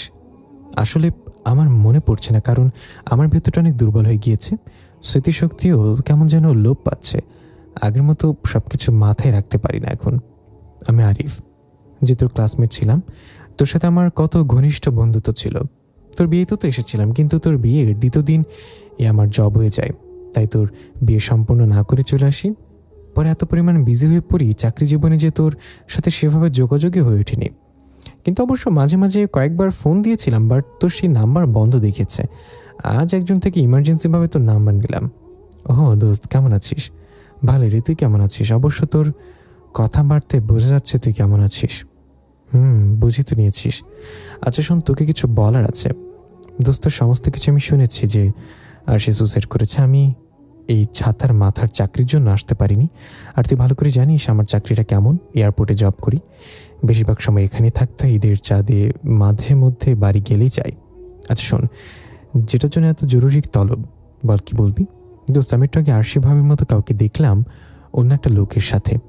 আমি জাস্টিফাই করেছি তারা দুজন থাইল্যান্ড থেকে এসেছে। কি বলছিস তুই? সে তো মারা গিয়েছে। তাহলে কিভাবে কি? হ্যাঁ রে ভাই, বিশ্বাস কর, একদম আরশি ভাবের মতো দেখতে। আর আমার চোখ কখনো কেউ ফাঁকি দিতে পারিনি। তাছাড়া মানুষটাকে তো আমি কম দিন ধরে চিনি না। তোর সাথে রিলেশন থাকা অবস্থাকালীন সময় থেকে মানুষটাকে আমি চিনি। সো মানুষটাকে চিনতে আমার ভুল হওয়ার কথা না। আরিফ, আমার তো বিশ্বাস হচ্ছে না এসব কথা, কারণ সে মরে গিয়ে ফিরে আসবে কি করে? তার লাশ তো পুলিশ শনাক্ত করেছে। তাহলে সে কিভাবে থাইল্যান্ড থেকে আসবে, তাও আবার একটা লোকের সাথে? আকাশ, তোর বিশ্বাস হচ্ছে না তো? দাঁড়া, আমি পিক দিচ্ছি। তোর এই নাম্বারে ইমো বা হোয়াটসঅ্যাপ কি চালু আছে নাকি? হ্যাঁ, হোয়াটসঅ্যাপ আছে। ঠিক আছে, আমি সিসিটিভি ফুটেজ থেকে নিয়ে কয়েকটা ছবি তুলে তোকে পাঠাচ্ছি। আচ্ছা। ফোন রেখে দিলাম। 10 মিনিট পর আরিফ 3টা ছবি হোয়াটসঅ্যাপে পাঠালো। আমি ছবিগুলো দেখে হতভম্ব হয়ে গেলাম, কারণ মানুষটা সত্যি আমার সেই প্রিয়তম আরশি। কি করে সম্ভব এটা? মানুষটা তো মারা গিয়েছিল। তাহলে কি করে সে জীবিত হলো? তাহলে কি করে থাইল্যান্ডের ফ্লাইট করে দেশে আসলো, তারপর অন্য একটা লোকের সাথে? মাথায় তো কিছুই কাজ করছে না। তখনই আবার আরিফ ফোন করে। দোস্ত, দেখলি তো ছবিগুলো? আর মানুষটা কি আমাদের ভাবি? সে আরশি। কিন্তু সে তো মরা থেকে জীবিত হলো কি করে, এটাই তো মাথায় আসছে না। দোস্ত, আমার মনে হয় কি এর পেছনে কোনো রহস্য অবশ্যই আছে, যেটা তুই জানিস না। ঠিক বলেছিস, রহস্য তো অবশ্যই আছে। না হয় মরা মানুষ জীবিত হয় কি করে? তুই সমস্ত কিছুকে আবার একটু ভালো করে যাচাই করে দেখ। দোস্ত, তার অনেক ধন্যবাদ তোকে। আরে, ধন্যবাদের প্রয়োজন নেই বন্ধু। বন্ধু মানি তো উপকারে আসা। আচ্ছা, রাখি এবার। তারপর আরিফের সাথে কথা শেষ করে ফোন রেখে দিলাম। মাথা পুরো ভোবো করে ঘুরছে। কি করব বুঝে উঠতে পারছি না। না, কিছু তো করতেই হবে। তাড়াতাড়ি ফোনটা হাতে নিয়ে আরশির মাকে ফোন দিলাম। হ্যাঁ বাবা, বলো। আম্মু, আপনার সাথে একটা কথা ছিল। কি কথা বাবা? শোনেন, হঠাৎ যদি আপনার সাথে কোনো ধরনের কোনো অপ্রত্যাশিত ঘটনা ঘটে, তাহলে সবার আগে আমাকে ইনফর্ম করবেন। বাবা, এই কথাটা তো মানেটা ঠিক বুঝলাম না। মানেটা হলো আরশি মরে নাই, সে এখনো জীবিত। কি কি সমস্ত কথাবার্তা বলছো তুমি? পাগল হয়ে গেলে নাকি বাবা? যার লাশ মাটিতে শুয়ে দিয়ে এসছি আজ থেকে বছরখানিক আগে, সে কি করে আবার পুনরায় জীবিত হয়? আম্মু, সেটা হয়তো অন্য কারোর লাশ ছিল, তবে এটাই সত্যি, সে এখনো জীবিত। সে আজকে থাইল্যান্ডের একটা ফ্লাইটে করে কারোর সাথে দেশে এসেছে। আর সে খবর আমাকে দিয়েছে আমার এক বন্ধু, সে এয়ারপোর্টে কাজ করে। সে আমায় কয়েকটা ছবি সহ পাঠিয়েছে, যেখানে আরশিকে অন্য একটা লোকের সাথে দেখতে দেখা গেছে। বাবা, সমস্ত কিছু তো আমার মাথার উপর দিয়ে যাচ্ছে। প্লিজ তুমি তাড়াতাড়ি একটু খবর লাগাও। হ্যাঁ, লাগাচ্ছি। আপনি টেনশন করবেন না। আপনার থেকেও আমার বেশি প্রয়োজন এখন আপনার মেয়েকে, কারণ অনেক কিছু জানার আছে তার থেকে। বাবা, আগুকে খুঁজে বের করো। জি। ফোন রেখে দিয়ে তাড়াতাড়ি তড়িঘড়ি করে রুম থেকে বেরিয়ে গেলাম, কিন্তু রুম থেকে বেরোতেই মা সামনে পড়ল। কিরে, এত তাড়াহুড়ো করে কোথায় যাচ্ছিস? তোমার কাছে যাচ্ছিলাম। হঠাৎ এত তাড়াহুড়ি করে কেন? আর কি হয়েছে? কোনো কিছু কি লাগবে নাকি? না মা, কিছু বলার আছে। হ্যাঁ বল। মাকে সমস্ত কথা খুলে বললাম। আম্মুর সাথে সাথে মাথায় হাত দিয়ে বসলো আর ছবিগুলো দেখালাম। বাবা, এখন কি করবি? এত বড় চক্রান্ত কিভাবে কি আর করবো? খুঁজে বের করে প্রশ্নের উত্তর চাইব আর তাকে ফিরিয়ে নিব। কিন্তু সে তো অন্য পুরুষের সাথে, হয়তোবা সে মানুষকে বিয়ে করে নিয়েছে। মায়ের কথা শুনে কলিজায় মোচড় দিয়ে উঠল। মা, সেসব আরশিকে পেলেই বলতে পারবো। তুমি শুধু একটু দোয়া করো, আমি যেন আমার আরশিকে ফিরে পাই। বাবা, দোয়া তো সবসময় করি। তাছাড়া তোর এই কষ্ট আর নীরবে চোখের পানি ফেলা আমার আর সহ্য হয় না। নীরবে তোর সেই ফেলা চোখের পানি কারোর চোখে না পড়লেও আমার চোখে পড়ে। ইনশাল্লাহ তুই বৌমাকে ফিরে পাবি। মায়ের সাথে কথা বলে বাসা থেকে বেরিয়ে গেলাম। সব জায়গায় আরশির খোঁজ লাগিয়ে দিয়েছি। আরশির যত বন্ধু বান্ধবের সাথে আমার পরিচয় ছিল, সবাইকে ওর বিষয় জানিয়েছি, বিশেষ করে তার আত্মীয় স্বজনদের। মোট কথা, যাদের আমি চিনি তাদের সবাইকে কনফার্ম করা শেষ। বাসা থেকে বের হয়ে আমার পরিচিত অনেক জায়গায় আরশির খোঁজ করলাম। এয়ারপোর্টের আশেপাশে আরশির ছবি দেখে অনেক গাড়িওয়ালাকে জিজ্ঞাসা করেছি, কিন্তু কেউ এই কিছুই জানে না। রাতে ক্লান্ত হয়ে বাসায় ফিরে এলাম। সারা শরীর দুর্বল হয়ে আছে। আমার চোখের কোণে ফোঁটা ফোঁটা পানি জমতে শুরু করেছে। আরশির জন্য বিশাল একটা ভয় হচ্ছে, কারণ মায়ের কথা মতন যদি আরশি অন্য জীবনে পা দিয়ে বসে, কান্নার মাত্রাটা আরও বেড়ে গেল। চোখের কিছুটা নোনা পানি বেয়ে বেয়ে ঠোঁটের পাশে এসে থেমেছে। চোখের জল কি পরিমাণ নোনা হতে পারে সেটা এই প্রথম উপলব্ধি করতে পারলাম। অধিক পরিমাণে নোনা লেগেছে চোখের পানিগুলোতে। হয়তো কষ্টের পরিমাণ বেশি হলে চোখের পানি নোনা ভাবটাও একটু মাত্রাধিক হয়। তখন ফোনটা বেজে ওঠে। অফিসের একজন কর্মচারী ফোন দিয়েছে আমায়। স্যার, কিছু কথা জানানোর ছিল আপনাকে। কি কথা? স্যার, জানি না আপনি কি কারণে কয়েকদিন ধরে অফিসে আসছেন না, তবে আপনি যেদিন থেকে অফিসে আসছেন না সেদিন থেকেই সে অফিসে আসছে না। আমরা সকল কর্মচারীরা কাজের আগামাথা কিছুই বুঝে উঠতে পারছি না। কাজের সমস্ত ধারাবাহিকতা হারিয়ে ফেলেছি আমরা, কারণ আপনারা আমাদের নির্দিষ্ট পরিমাণে কাজ দিতেন আর আমরা সেগুলো করতাম, কিন্তু যা আপনারা না থাকায় তা করতে পারছি না। ঠিক আছে, আমি কাল সকালে আবার অফিসে আসবো। ঠিক আছে স্যার। পরদিন সকালে উঠে অফিসে চলে গেলাম। অফিসে গিয়ে সবাইকে কাজ বুঝিয়ে দিয়েছি। পরে এসে কেবিনে বসে আছি। প্রায় দুপুরে এসছে সকলকে কাজ বুঝিয়ে দিতে দিতে। কেবিনে এসে বসে বসে ভাবছি সেই স্যারের কথা। হঠাৎ সে কেন কোনো বলাকোয়া ছাড়া অফিসে আসছে না কেন? না, একটু ফোন লাগিয়ে দেখি। 3 নাম্বার বের করে ফোন দিলাম, কিন্তু সে ফোন রিসিভ করলো না। একে অনেকবার ফোন দিয়েছি, কিন্তু সে রিসিভই করেনি। এবার বিরক্ত কাজ করছে মানুষটার উপর। ধুর, ব্যাটা আসলে আসবি, না আসলে নাই, তো চাকরি আমি খেয়ে দেবো। তারপর দারোয়ানকে ডাক দিয়ে রেস্টুরেন্টে গিয়ে দুপুরের খাবার নিয়ে আসতে বললাম। একটু পর সে খাবার নিয়ে আসলো। স্যার, আপনার খাবার, আপনি খেয়েছেন? স্যার, এখনো খাওয়া হয়নি, খাবো। আচ্ছা, আপনি আপনার জন্য খাবার নিয়ে আসেন রেস্টুরেন্ট থেকে, আমার নাম বলে, আমি টাকা পে করে দেবো। না স্যার, ওসবের কোনো দরকার নেই। আরে, আপনি সংকোচ করছেন কেন? আমি তো আপনাকে বললাম খাবার নিয়ে আসতে নাকি। ঠিক আছে স্যার, যাচ্ছি। দারুণ চলে গেল। আমি খাবারগুলো নিয়ে বসে বসে পায়চারি করছি। খাবারগুলো খেতে ইচ্ছে করছে না, কারণ মনটা অন্য জায়গায়, তাই খাবারের চাহিদা মরে গিয়েছে। তাও জোর করে 2 লোকমা খাবার খেয়ে সেগুলো সেভাবে রেখে দিলাম। বিকালবেলায় অফিস টাইম শেষ করে গাড়িতে উঠব, তখনই আরশির এক কাজিন আমায় ফোন দেয়, যে কিনা রিহার ছোট বোন, নাম হচ্ছে তিন্নি। ভাইয়া, আপনার সাথে একটা কথা ছিল। কি কথা? আরশির খোঁজ পেয়েছ? না ভাইয়া, পাইনি, তবে অন্য একটা বিষয় জানানোর আছে আপনাকে। কি কথা বলো। ভাইয়া, রিয়া আপু আজকে রাতে একটা লোককে বিয়ে করতে চলেছে। সে তো বেশ ভালো খবর। ভাইয়া, বেশ ভালো খবর না, খবরটা একদমই খারাপ, কারণ বাসার কেউ এই বিয়েতে রাজি নয়। আপু তাও তাকে বিয়ে করতে চলেছে, কিন্তু বাসার মানুষ রাজি না থাকায় সে বাসা থেকে বেরিয়ে গেছে। আমি শুনতে পেয়েছি সে নাকি তার কিছু বন্ধু বান্ধবের সাহায্যে বিয়েটা করবে।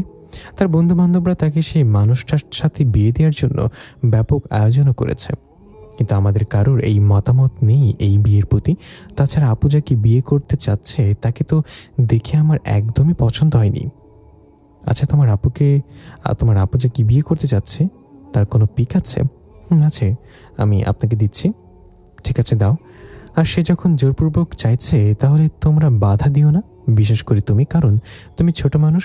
বাধা দিতে গিয়ে পরে খারাপ হয়ে যাবে। আচ্ছা ভাইয়া, ঠিক আছে, তুমি সে মানুষটার ছবি আমাকে হোয়াটসঅ্যাপে দাও। তারপর ফোন রেখে দিয়ে গাড়ি ড্রাইভ করছি। তিনি ছবি সেন্ড করে দিয়েছে আমার কাছে। গাড়িটা একটু সাইড করে ছবিটা দেখতে লাগলাম। তখনই দেখি সে মানুষটা আর কেউ না, সে মানুষটা হলো আমার অফিসের সে অফিসার। মানুষটাকে দেখে তো মাথা পুরো নড়ে উঠল। কি করে সম্ভব এটা? রিয়ার সাথে আমার সে অফিসারের সম্পর্ক কি করে? না, আজকে তাদের বিয়েতে যেতে হবে। তিন্নিকে আবার ফোন করে কিছু তথ্য নিলাম, তারপর বাসায় এসে পড়লাম। রাতের বেলা রেডি হয়ে রিয়ার বিয়েতে চলে গেলাম। যেখানে যেতে যেতেই দেখি একটা বাড়ির ছাদে আয়োজন করা হয়েছে বিয়ের। বাহ, মাশাল্লাহ, বেশ ভালোভাবেই তো আয়োজন করেছে রিয়ার বন্ধু বান্ধবরা বিয়ের। তাছাড়া মোটামুটি অনেক মানুষজন এই তো এসেছে। আমি আর কোনো কিছু না ভেবে বাড়ির সিঁড়ি বেয়ে উপরে উঠতে লাগলাম। অন্য মানুষকে ওই সিঁড়ি বেয়ে উপরে উঠছিলাম, কিন্তু হঠাৎ কারোর সাথে ধাক্কা খেয়ে সিঁড়ির এক পাশে পড়ে গেলাম। আর যার সাথে ধাক্কা খেয়েছি সে আমার গায়ের উপরে পড়ল। আমি নিজেকে সামলে মানুষটার দিকে নজর ঘোরাতেই দেখি আর সে আমার গায়ের উপরে। আর সেকে দেখে আমার চক্ষু কপালে উঠে গিয়েছে। সে আমার দিকে চোখ পাকিয়ে তাকিয়ে আছে। আমি যেন আর নিজের মধ্যে নেই, ড্যাব ড্যাব করে আরশির দিকে তাকিয়ে আছি, কিন্তু সে আমার গায়ের উপর থেকে উঠে দাঁড়াই গেল। এই যে, চোখে দেখতে পান না নাকি? চোখে কি কপালে নিয়ে হাঁটেন? আরশি, তুমি এখানে কি করো? এই যে মিস্টার, আমি আগে আপনাকে প্রশ্ন করেছি, আপনি তার উত্তর না দিয়ে উল্টো আমায় কেন প্রশ্ন করছেন? আসলে সরি, আমি দেখতে পাইনি, কিন্তু তুমি এখানে কেন? সেটা আপনার না জানলেও চলবে।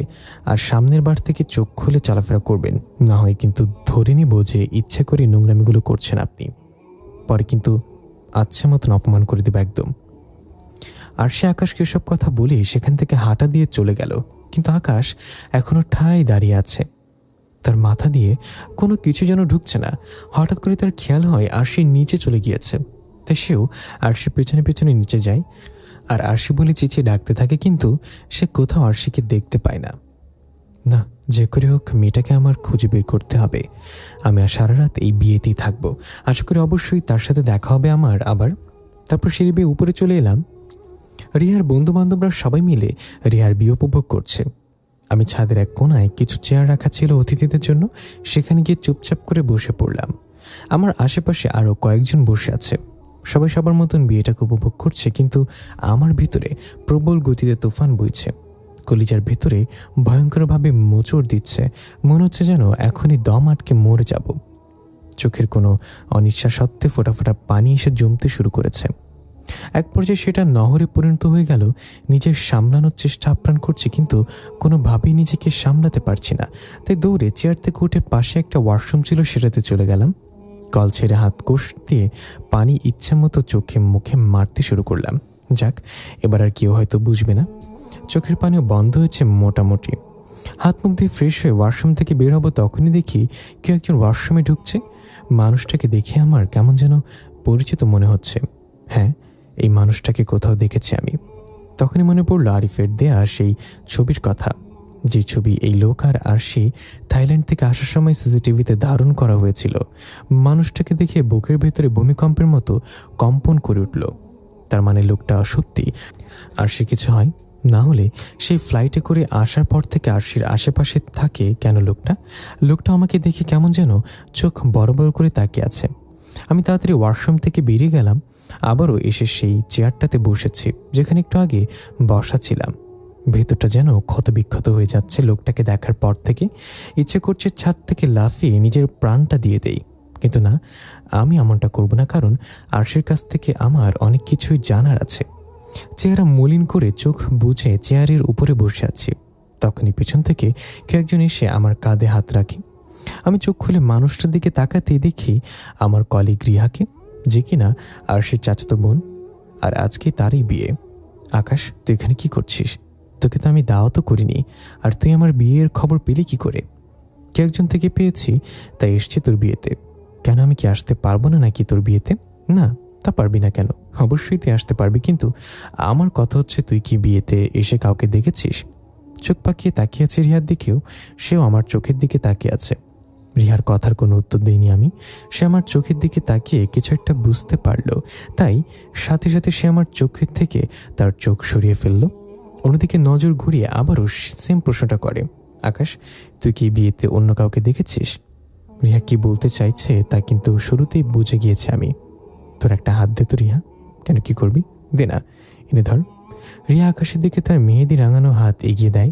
তখনই আকাশ রিহার হাতটা ধরে আর তাকে বুকে রাখে আর বলে, কিছু অনুভব করছিস তুই?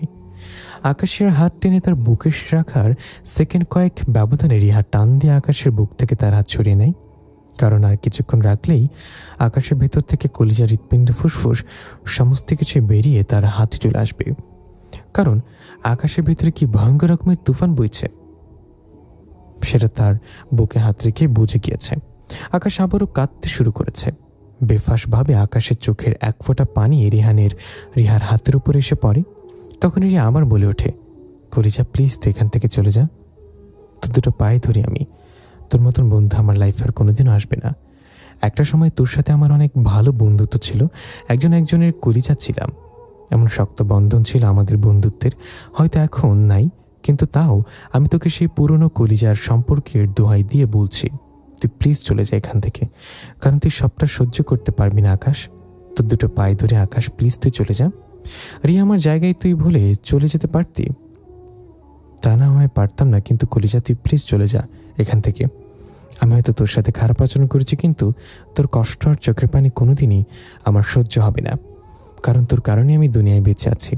তোর শরীরে রক্ত দিয়েই আমার এই দেহ চলাচল করছে। আমি তো সেদিনই এই রক্তের অভাবে মারা যেতাম, কিন্তু তুই আমার 3 ব্যাগ রক্ত দিয়ে বাঁচিয়েছিস। যেখানে মানুষ 1 ব্যাগ রক্ত দিলেই ভেঙে পড়ে, সেখানে তুই 3 ব্যাগ রক্ত দিয়েছিস আমায়। প্লিজ তুই চলে যা এখান থেকে। রিয়া, যদি কখনো উপকার করেছি মনে হয় তাহলে প্লিজ আমায় যেতে বলিস না। আমি তোর সম্পূর্ণ বিয়েতে থাকবো। আকাশের উল্টো দোহাই শুনে রিয়ার মুখে তালা লেগে যায়।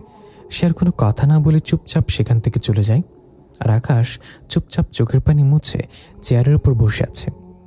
অনেকটা সময় ধরে বসে আছি। বসে থাকতে থাকতে বিরক্ত লাগছে, কিন্তু আর সে দেখা আর পেলাম না। তবে আমি জানি সে এই বিয়ে বাড়িতে অবশ্যই থাকবে। না, একটু গিয়ে বাইরে থেকে ঘুরে আসি। বাইরে থেকে কিছুটা সময় ঘোরাঘুরি করে আবার পরে আসবো দরকার হয়। যেই ভাবা সেই কাজ। সিঁড়ি বেয়ে নিচে চলে এলাম। নিচে এসে একা একা পায়চারি করতে লাগলাম, কিন্তু ভেতরের অস্থিরতা কোনোভাবেই কমাতে পারছি না। না, আজকে স্মোক করব, দেখি তো পেন কমে কিনা। রাস্তার পাশে একটা দোকান থেকে অনেক কয়েকটা সিগারেট নিয়ে হাঁটতে হাঁটতে খেতে লাগলাম। প্রায় ঘন্টাখানিক বাইরে ছিলাম, সবকটি সিগারেটও খেয়ে নিয়েছি, কিন্তু বুকের ভেতরে পেইন বরাবরের মতোই রয়ে গিয়েছে। ধুর, কচু হয় সব ছাইপাশ খেলে। বাইরে থেকে এসব না খেয়ে বরং ছাদে চলে যাই। আবার হাঁটতে হাঁটতে ছাদে চলে এলাম। ছাদে আসতে দেখি স্টেজের মধ্যে রিয়া এবং আরশি বসে আছে, আর সেই লোকটাও আরশির পাশে বসে আছে। আরশির একদম গা ঘেঁষে বসে আছে সেই লোকটা। আরশি, রিয়া এবং সেই লোকটা মিলে হাসাহাসি করছে। আরশির পাশে অন্য কাউকে দেখে কোনোভাবেই মনকে সান্ত্বনা দিতে পারছি না। আরও উতলা পাতলা শুরু করেছে ভেতরটা। আরশির দিকে এক নজরে তাকিয়ে আছে, আর তখনই রিহার এক বন্ধু সে স্টেজে গিয়ে স্পিকার হাতে নিয়ে বলে ওঠে, এই যে সম্মানিত অতিথিরা, আপনাদের জন্য একটা গুড নিউজ আছে। আগামী পরশু এই একই স্থানে আরেকটা বিয়ে হবে। বিয়ের কোনো হচ্ছে রিহার চাচাতো বোন, আর বর হচ্ছে মিস্টার ইবনাত চৌধুরী। ইবনাত চৌধুরীর দীর্ঘ তপস্যার পর তিনি আরশিকে নিজের করে পেতে চলেছেন। সো সবাই আবার আগামী পরশু ঠিক একই জায়গায় চলে আসবেন। এদিকে মাইকে এমন অ্যানাউন্সমেন্ট শুনে আকাশের বুকের ভেতর যেন রক্তক্ষরণ হচ্ছে। সে আর টিকতে না পেরে সোজা স্টেজে গিয়ে আরশি হাত ধরে চেপে ধরে আর বলে, আরশি, কি কারণে তুই এমন করেছিস আমার সাথে? আকাশের আচরণে সবাই চমকে ওঠে, কিন্তু আরশি প্রচুর রেগে যায়। এই ছোট লোক, হাত ছাড় তুই। আরশি, আমার দোষটা কি সেটা তো বলবে তুমি। তোর কোনো দোষ নেই, দোষ হলো আমার যে তোর মতন একটা ছোট লোককে ভালোবেসে বিয়ে করেছিলাম। এই যে দেখছিস শিবনাথ, সে আমাকে অনেক আগে থেকে ভালোবাসে, কিন্তু তাও আমি ভালোবেসে তোকে বিয়ে করেছি, কিন্তু তুই আমার জীবনটাকে নরক বানিয়ে দিয়েছিস পুরো। আরশি, কি করেছে বলবে তো তুমি? আমার দোষটা কোথায়? তোর দোষ হলো তুই একটা ছোট লোক, তোর দোষ হলো তুই একটা দুশ্চরিত্র লোক, যা আমি আগে জানতাম না। আমি তোর দুশ্চরিত্র সম্পর্কে না জেনে তোকে বিয়ে করে নিয়েছিলাম, কিন্তু পরবর্তীতে তোর সেই দুশ্চরিত্র সামনে আসে। শুধু তোর কারণে এই ইবনাথকে কষ্ট দিয়েছে আমি। সে আমায় বহুকাল আগে থেকেই পাগলের মতন ভালোবাসে। তোর থেকেও ভালো পজিশন ছিল তার, কিন্তু আমি তোর পজিশন না দেখে তোকে বিয়ে করে নিয়েছি। যেখানে তুই একটা সাধারণ কোম্পানির ম্যানেজার, সেখানে সে একটা কোম্পানির মালিক। কিন্তু আমি তোর ভালোবাসায় তোকে ছোট করে মেপেছি। পরিশেষে সে আমায় না পেয়ে দেশ ছেড়ে চলে যায়। তার ভালোবাসা বুঝতে আমার অনেকটা সময় লেগে গিয়েছে, কিন্তু কে আছে তোর? হ্যাঁ, কে আছে ছোট লোক তোর? তুই তো ইবনাতের পায়ের সামান্য না, কিন্তু তোর থেকেও তার অবস্থান অনেক বড় হওয়ার পরেও তোকে আমি ভালোবেসে বিয়ে করেছি। কিন্তু তুই শেষমেশ কি করলি? আমার বোনের সাথে নোংরামি করার খেলাই মাথায় আনলি। বিয়ের শুরুতে তো ভালোই ছিলি, কিন্তু পরে এসে যখন এসব সময় দিস না তখন খারাপ লাগতো আমার। তাই তোর থেকে একটু দূরত্ব করে নিয়েছিলাম অভিমান করে, কিন্তু তুই সেটাকে অন্যভাবে কাজে লাগালি। তুই আমায় ছেড়ে আমার বোনের সাথে নোংরামি করতে চাইলি। ভাগ্যিস সে তোর হাত থেকে বেঁচে গিয়েছে কোনো না কোনোভাবে। তখনই আমার বুঝে আসে তুই কেমন, কেন তুই আমার থেকে দূরে দূরে থাকতি। তুই যদি আমার আপন চাচাতো বোনের সাথে নোংরামি করার মতো খেলা মাথায় না আনতে পারিস, তাহলে বাইরের কত মেয়ের সাথে বিছানে যেতে পারিস তা আমার বোঝা হয়ে গিয়েছিল। তাই তোর থেকে একদম দূরে সরে গিয়েছি মৃত্যুর বাহানা করে। তাই তোর থেকে পালিয়ে ইবনাতের কাছে চলে গিয়েছি। শুরুতে তোকে তাকেও মানতে কষ্ট হয় আমার, কিন্তু সে আমায় ভালোবাসা দিয়ে তোর সমস্ত স্মৃতি ভুলে দিয়েছে। সো এখন দূরে গিয়ে মর তুই, আর আমার হাত ছাড়। আরশি, তোমার কোথাও ভুল হচ্ছে, আমি ওসব করিনি। এই দুশ্চরিত্রের লোক, একদম ধোয়া তুলসী পাতার শাস্তে আসবি না। সোজা আমার চোখের সামনে থেকে দূর হ তুই। আর সে বিশ্বাস করে আমি ওসব করিনি। সত্যি তোমার কোথাও ভুল হচ্ছে। এই রিয়া, তুই একটু ওকে বুঝিয়ে বল না প্লিজ। রিয়া চুপচাপ মাথা নিচের দিকে করে রাখে, কিন্তু আরশি রেগে গিয়ে সকলের সামনেই পা থেকে জুতা খুলে আকাশের গালে মেরে দেয়। টুকরে বাচ্চা, এটার এই যোগ্য তুই। তোর কারণে আজ আমি পরিবার হারিয়েছি, কারণ তোকে ভালোবেসে পরিবারের দেখা ছেলেকে রিজেক্ট করেছিলাম। কিন্তু তোর এই নোংরা মন মানসিকতা সম্পর্কে জানার পর পরিবারের সামনে মুখ দেখানোর মতো সাহস করতে পারিনি। তাই ওমন প্ল্যান করে তোর থেকে পরিবার থেকে চিরতরে দূরে সরে গিয়েছে। আর সে আমায় জুতো দিয়ে ইচ্ছে মতন মারো, সমস্যা নেই, কিন্তু বিশ্বাস করো সেসব আমি করিনি। প্লিজ তুমি আমায় ছেড়ে ওই লোককে বিয়ে করো না। আর আমি তোমায় ছাড়া থাকতে পারবো না আরশি। আরশি, তোমায় অন্য লোকের হাতে দেখতে পারবো না আমি। প্লিজ তুমি আমায় ফিরিয়ে দিও না। দরকার হয় আমি তোমার পায়ের সামনে কুকুরের মতো পড়ে থাকবো। তুমি আসতে যেতে আমার শরীরে তোমার পা দিয়ে আঘাত করো, তো প্লিজ আমায় ছেড়ে অন্য কাউকে বিয়ে করো না প্লিজ। প্লিজ আরশি, আমায় এত বড় শাস্তিটা দিও না। আমি তোমায় ছাড়া বাঁচতে পারবো না আরশি। এই ছোট লোক, একদম রাগ উঠে যাচ্ছে কিন্তু আমার। তুই আমার হাত ছাড়। তোর এই নোংরা হাত দিয়ে একদম আমার শরীরে স্পর্শ করবি না তুই। আরশি, তুমি আমায় ফিরিয়ে না নেওয়া পর্যন্ত তোমার হাত আমি ছাড়বো না। তুই ছাড়বি তো তোর 14 গোষ্ঠী ছাড়বে। আর সে আবার সে জুতো দিয়ে আকাশের গালে বেশ কয়েকটা বাড়ি লাগিয়ে দেয়, কিন্তু তাও আকাশ তার এক হাত ছাড়ে না। সে ফুপিয়ে কান্না করতে থাকে আরশির আচরণে। ঠিক সেই সময় ইবনাত নামক লোকটা এসে আকাশের কোমরে একটা লাথি দিয়ে বসে, আর আকাশ আরশির হাত ছেড়ে সাথে সাথে মাগো বলে চিৎকার দিয়ে মাটিতে বসে পড়ে। কত বড় বেয়াদব ছেলে তুই যে আমার ভবিষ্যৎ স্ত্রী গায়ে হাত তুলে দিস। আকাশের কোনো কথার উত্তর না দেয় লোকটার কথায়, তবে সে আরশির কাছে কান্না করতে করতে একটা কথা বলে, আরশি, তোমায় ছাড়া আমি মরে যাব, বিশ্বাস করো মরে যাব আমি। তো মরে গেলে মরে যা, তোর মতো নোংরা মানুষ দুনিয়ার এক একটা বোঝা, সে মরে যা তুই, তোর জন্য বিন্দু পরিমাণও কষ্ট হবে না আমার। আকাশ আরশির এমন শক্ত কথা শুনে কান্না করতে করতে কোনোভাবে মাটি থেকে উঠে দাঁড়ায়। তার কোমরে খুব জোরে লেগেছে। তারপর ধীরে ধীরে হাঁটতে হাঁটতে বিয়ে বাড়ি ত্যাগ করে। রাতের বাজে 1টা। সে বাসায় এসে পৌঁছেছে, তার চোখে মুখে পানি। তার মা ঘুমিয়ে গেছে। সে বাসায় এসে কলিং বেল চাপায়। ছোট বোন এসে দরজা খুলে দেয়, কিন্তু তার ছোট বোন তার চেহারায় এমন বিভৎস অবস্থা দেখে বলে ওঠে, ভাই কি হয়েছে তোমার? কিছু হয়নি রে বোন। তাহলে তোমার চোখ মুখে এমন দেখাচ্ছে কেন? আরে বাদ দে ওসব কথা, তুই আগে আমায় একটু রুমে দিয়ে যাই, আমার কোমর অনেক ব্যথা করছে। আকাশের কথা মতন তার বোন তাকে রুমে দিয়ে আসে। মা কি করছে রে? মা তো ঘুমিয়ে গেছে সে কবেই। আমি না তোমার বাসায় আসার জন্য জেগে আছি। ও আচ্ছা, তোকে একটা কথা বলি। বলো। আমি যদি কোথাও হারিয়ে যাই তোর কি খুব কষ্ট হবে? আকাশের বোন এবার ভয় পেয়ে যায়। সে খপ করে আকাশকে জড়িয়ে ধরে কান্না করে দেয়। ও ভাইয়া বলো না কি হয়েছে তোমার? আমার ডাক এসে গেছে রে কলিজার বোন। ভাইয়া কিসে ডাক এসে গেছে? কে ডাকে তোমায়? আমি তো কারো ডাকার শব্দ শুনতে পাচ্ছি না। আরে সেসব তুই বুঝবি না। আচ্ছা যা গিয়ে ঘুমিয়ে পড়। ভাই আমার খুব ভয় করছে। আরে টেনশন করিস না ভাই, ঠিক আছে যা, কাল সকালে কথা হবে। বেশ রাত হয়েছে, তুই গিয়ে ঘুমিয়ে পড়। আকাশের কথায় তার বোন চলে যায়, কিন্তু সে জীবনের কঠিন সিদ্ধান্তটা নিয়েছে বহু আগেই। সে আস্তে আস্তেই কিছু একটা ভেবে নিয়েছে। অপরদিকে বিয়ে বাড়িতে খবর আসে রিহার সাথে যার বিয়ে হওয়ার কথা ছিল সে পালিয়ে গেছে অন্য একটা মেয়ে নিয়ে। এমন খবর শুনে রিহা পাগলের মতো কান্না করতে শুরু করে। তার জন্য এখন পুরো দুনিয়াটাই থমকে গিয়েছে। তার বাঁচা মরা সমস্ত কিছু সেই লোকটার হাতে ছিল। আরশি তাকে সান্ত্বনা দেওয়ার চেষ্টা করছে, কিন্তু রিহা কান্নায় যেন কোনো মতেই থামছে না। সে কান্না করতে করতে তার বন্ধুর বাড়িতে ঘুমিয়ে পড়ে। এদিকে আকাশ মুখ চেপে ধরে কান্না করছে। আরশি তখনকার কথাগুলো তার শুনে ভেতরটা পুরো ক্ষতবিক্ষত হয়ে গিয়েছে।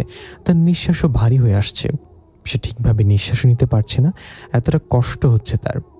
না, আমার কিছু একটা করতে হবে। এত কষ্ট বহন করে হয়তো মরে যাব আমি, কিন্তু সে সময়টুকু তো আমার সহ্য হচ্ছে না, কারণ এত পরিমাণ যন্ত্রণা বুকে পুষে নিয়ে বাঁচা যায় না। বহুকাল আগেই দেখা গেছে এই স্বপ্নটাই আজ সত্যি করে দেব। কপালে যেহেতু লেখা আছে কাফনের সেই সাদা কাপড়, তাহলে ভুরি ভুরি যন্ত্রণা বুকে নিয়ে খামোকা বেঁচে থেকে কেন নেব ফাপড়? এর থেকে ভালো নিজের অস্থি ভাসিয়ে দেই নদীর স্রোতের ভেলায়। ভুলে ভেঙে গেলে খুঁজে নিও তুমি আমায় কোনো এক হারিয়ে যাওয়া রঙের মেলায়। হয়তো সেদিন তুমি আমার অশ্রু ভরা চোখে খুঁজবে সারা বেলা, কিন্তু তখন সময় ফুরিয়ে যাবে, বন্ধ হয়ে যাবে ফিরে আসার সমস্ত লীলা খেলা। অপরদিকে সকাল হয়ে গেছে। রিয়া পাগলের মতন কান্না করতে করতে সেই যে ঘুমিয়ে গেছে, সেই ঘুমেই সকাল হয়ে গিয়েছে। হঠাৎই এই রিহার ছোট বোন তিন্নি ফোন করে, কিন্তু রিহা ঘুম। তখন আর সে ফোনটা রিহার কাছে এনে তাকে ডাক দেয়। আর সে ওই রুমে ঘুমিয়েছে, কিন্তু সকাল হতেই সে ঘুম থেকে উঠে গিয়েছে। এই রিয়া আপু, তো ছোট বোন তোকে ফোন দিয়েছে, নে উঠে কথা বল। রিয়া চোখ কচলাতে কচলাতে ঘুম থেকে উঠে আর সে হাত থেকে ফোনটা নেয়। আপু তুই কোথায় রে? আমি জাহান্নামে চৌরাস্তায়। তোর দরকার কেন? আপু প্লিজ এভাবে বলিস না। আচ্ছা তুই যা কোথায় আছিস সেটা বলতে হবে না, কিন্তু তুই যেখানে আছিস তাড়াতাড়ি আকাশ ভাইয়ের বাসায় চলে আয়। অনেক ভয়ঙ্কর একটা ঘটনা ঘটে গেছে এখানে। মানে কি তিন্নি? কি ভয়ঙ্কর ঘটনা ঘটেছে? আকাশ ভাই সুসাইড করেছে। তাকে সবাই ধরাধরি করে হসপিটালে নিয়ে গেছে, কিন্তু সবাই বলছে তিনার নিঃশ্বাস চলছে না, হয়তো তিনি আর বেঁচে নেই। অনেক ভয়ঙ্কর স্টেপ নিয়েছে ভাইয়া। তুই তাড়াতাড়ি আকাশ ভাইয়ের বাসায় আয়। কি বলিস তুই সব? সে কি করেছে? সে ছুরি দিয়ে শুরুতে নিজের পেটের মধ্যে কয়েকবার আঘাত করেছে, পরে ফ্যানের সাথে দড়ি বেঁধে সেটাতে নিজের শরীরটাকে ঝুলিয়ে দিয়েছে। কিন্তু ভাগ্যক্রমে সেই ফ্যানটা খুলে নিচে পড়ে গিয়েছে। সকালবেলা যখন ভাইয়ার আম্মু রুমে আসে তখন সে এসে দেখে ভাইয়া মাটির উপরে পড়ে আছে, আর তিনার পেটের ভেতরের অনেকখানি অংশ সেই ক্ষত দিয়ে বেরিয়ে আছে। পরে তিনি চিৎকার করে আশেপাশের মানুষকে ডেকে আনে, আর পরে আমরাও খবর পেয়ে চলে এসেছি। রিয়া তিন্নির মুখে এমন কথা শুনে সজোরে চিৎকার করে ওঠে আর কান্না করতে আরম্ভ করে। রিয়ার চিৎকার শুনে আরশি অনেক ভয় পেয়ে যায়। এই রিয়া আপু, কি হয়েছে? রিয়া কান্না করতে করতে আরশিকে বলে, আরশি, আকাশের নেই, সে সুসাইড করেছে। সে সুসাইড করেছে তো কি হয়েছে? আরো ভালোই না হয়েছে, দুনিয়ার বুক থেকে একজন কুলাঙ্গার কমে গিয়েছে। আরশি, তুই জানিস না তুই কি বলছিস? বিশ্বাস কর, তুই জীবনের সবচাইতে মূল্যবান জিনিসটা হারিয়ে ফেলেছিস, যা তুই সারা জীবন কান্না করলেও আর ফিরে পাবি না। বিশ্বাস কর, আকাশের কোনো দোষ নেই রে। মানে কি? মানেটা হলো সমস্ত দোষ আমার আর সেই মানুষটার, যে কিনা গতকাল রাতে আমার সাথে চিট করে পালিয়ে গিয়েছে অন্য মেয়ে নিয়ে। আপু, কী সব বলছিস তুই সব? হ্যাঁ রে, সত্যি বলছি আমি। আকাশের কোনো দোষ নেই। পাগলটা তোকে অন্ধের মতো ভালোবাসত, কিন্তু দোষটা ছিল সেই আরিয়ানের, যার সাথে কিনা আজ আমার বিয়ে হওয়ার কথা। সে তোর পেছনে বহুকাল আগে থেকে লাগে, কারণ সে নাকি তোকে একবার কোথায় যেন দেখতে পেয়েছে, পরে নাকি তোকে তার ভালো লেগে গেছে। তারপর থেকে তোর পিছু নেই। সে তোর পিছনেতে গিয়ে যখন দেখে তুই বিবাহিত, পরে সে আমায় হাত করে, আমাকে তার প্রেমের জালে ফাঁসায়। আমি জানতাম না সে আমার সাথে নাটক করছে, তবে পরে আমি সেটা জেনে যাই। কিন্তু তখন তাকে আমি ছাড়তে পারছিলাম না, কারণ তাকে অল্প সময়ের মাঝে অনেক বেশি ভালোবেসে ফেলেছিলাম আমি। কিন্তু সে আমায় ছেড়ে চলে যেতে চায়। তখন তাকে আটকালে সে তোর কথা বলে যে তোকে তার চাই, আর আমি তোকে তখন তাকে ভালোবেসে জিম্মি হয়েছিলাম। সে আমায় বলে তুই তার না হলে কারুর হতে দিবি না, আর সেই সময়টাতে নাকি আকাশ তাকে একবার থাপ্পড়ও মেরেছিল, তাই সে আকাশের উপর রিভেঞ্জ উঠাবে, সে আকাশের সাথে থেকে প্রতিশোধ নেবে। পরে সে একটা প্ল্যান করে যে আকাশকে তোর কাছে খারাপ বানাবে, তাই সে আমায় বলে আকাশের সাথে জোর করে ওসব করতে, তাহলে সে আমায় বিয়ে করবে। পরে আমি তার কথা মতন আকাশকে বাড়িতে নিয়ে গিয়ে ওসব করার চেষ্টা করি, আর ওসব করার আগেই বাসায় ক্যামেরা লাগিয়ে রাখি। কিন্তু সে কোনোভাবেই ওসব করতে রাজি হয় না, বরং বন্ধুদের সম্পর্ক নষ্ট করে দিয়ে চলে যায় আমার অমন আচরণে। পরে তাকে জোর করে যেটুকু কাছে এনেছি তার ভিডিও ক্লিপ আমরা তোকে দিয়েছি।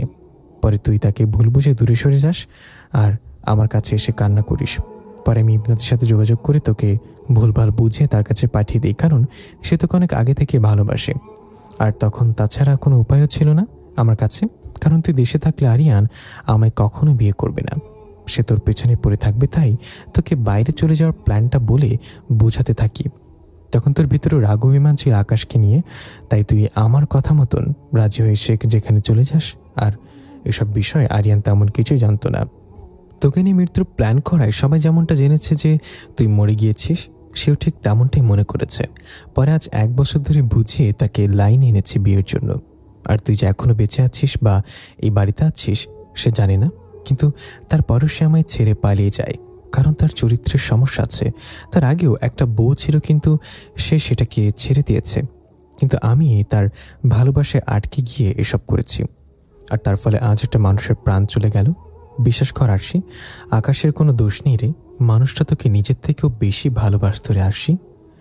আরশি রিহার মুখ থেকে এই সমস্ত কথা সত্য শুনে মাথায় হাত দিয়ে ফেলে। আকাশের মতন তার ভিতরেও ভয়ঙ্কর তুফান বইতে শুরু করেছে। সে আকাশের নাম বলে চিৎকার করে কান্না করতে শুরু করে। তার সাথে সাথে রিহাও কাঁদছে। বোন, আমায় মাফ করে দে রে, আমি আকাশের কাছে যাব, আমাকে আকাশের কাছে নিয়ে চল। তুই গাড়ি করে আকাশের বাড়ি চলে যা, আমি সেই বাড়িতে যেতে পারবো না। এত জঘন্য কাজ করার পর কাউকে মুখ দেখানোর মতো অবস্থান নেই আমার। আর সে তাড়াতাড়ি করে রিহার কাছ থেকে উঠে পড়ে। তারপর যখনই বাসা থেকে বের হবে তখনই অপর পাশে একটা রুম থেকে ইবনাত আসে। সে গতকাল রাত থেকে এই বাড়িতেই রয়েছে। সে এসে আরশির হাত ধরে বলে, আরশি, কোথায় যাচ্ছ তুমি? আর একটু আগে তোমার চিৎকারে আওয়াজ শুনতে পেলাম আমি, কি হয়েছে তোমার? তখন আরশি ঠাস করে ইবনাতের গালে থাপ্পড় মেরে দেয়। এই জানোয়ারের বাচ্চা, হাত ছাড় তুই। তুই আমার কলিজার গায়ে কাল রাতে লাথি মেরেছিস। তার থেকে বড় কথা, আমার জীবনে এত বড় অন্ধকার নামার পিছনে তোরও কোনো না কোনোভাবে হাত রয়েছে। সো হাত ছাড় তুই, আমি বাড়ি যাব। আর সে হ্যাচকা টান দিয়ে ইবনাত থেকে তার হাত ছাড়িয়ে নেয়। পরে সে একটা গাড়ি নিয়ে আকাশের বাড়িতে চলে যায়। সেখানে যেতে দেখে পুরো বাড়িতে কান্নার রোল পড়েছে। সবাই আকাশের জন্য কান্নাকাটি করছে। সেই সবার মধ্যে আরশির মাও রয়েছে। তিনি আকাশের জন্য চোখের পানি ছেড়ে কান্না করছেন। এদিকে বাড়ির মানুষজন সবাই আরশিকে দেখে অবাক, কিন্তু কেউ তাকে কিছু জিজ্ঞাসা করার অবস্থাতেই নেই। আর তাছাড়া আরশির মা এবং অনেকেই জানে যে আরশি জীবিত। আরশি চুপচাপ আকাশের বাড়িতে ঢুকে সবার কান্না দেখে তারও বুকটা ফেটে কান্না আসছে। সে কত বড় ভুল নিয়ে বসবাস করছিল এই একটা বছর, সেটা সে আজ উপলব্ধি করতে পারছে। না, আমার আকাশটাকে চাই। আমার আকাশে কিছু হলে আমি এই দুনিয়ার বুকে জীবিত থাকতে পারবো না। আমার যে করে হোক আকাশকে লাগবে।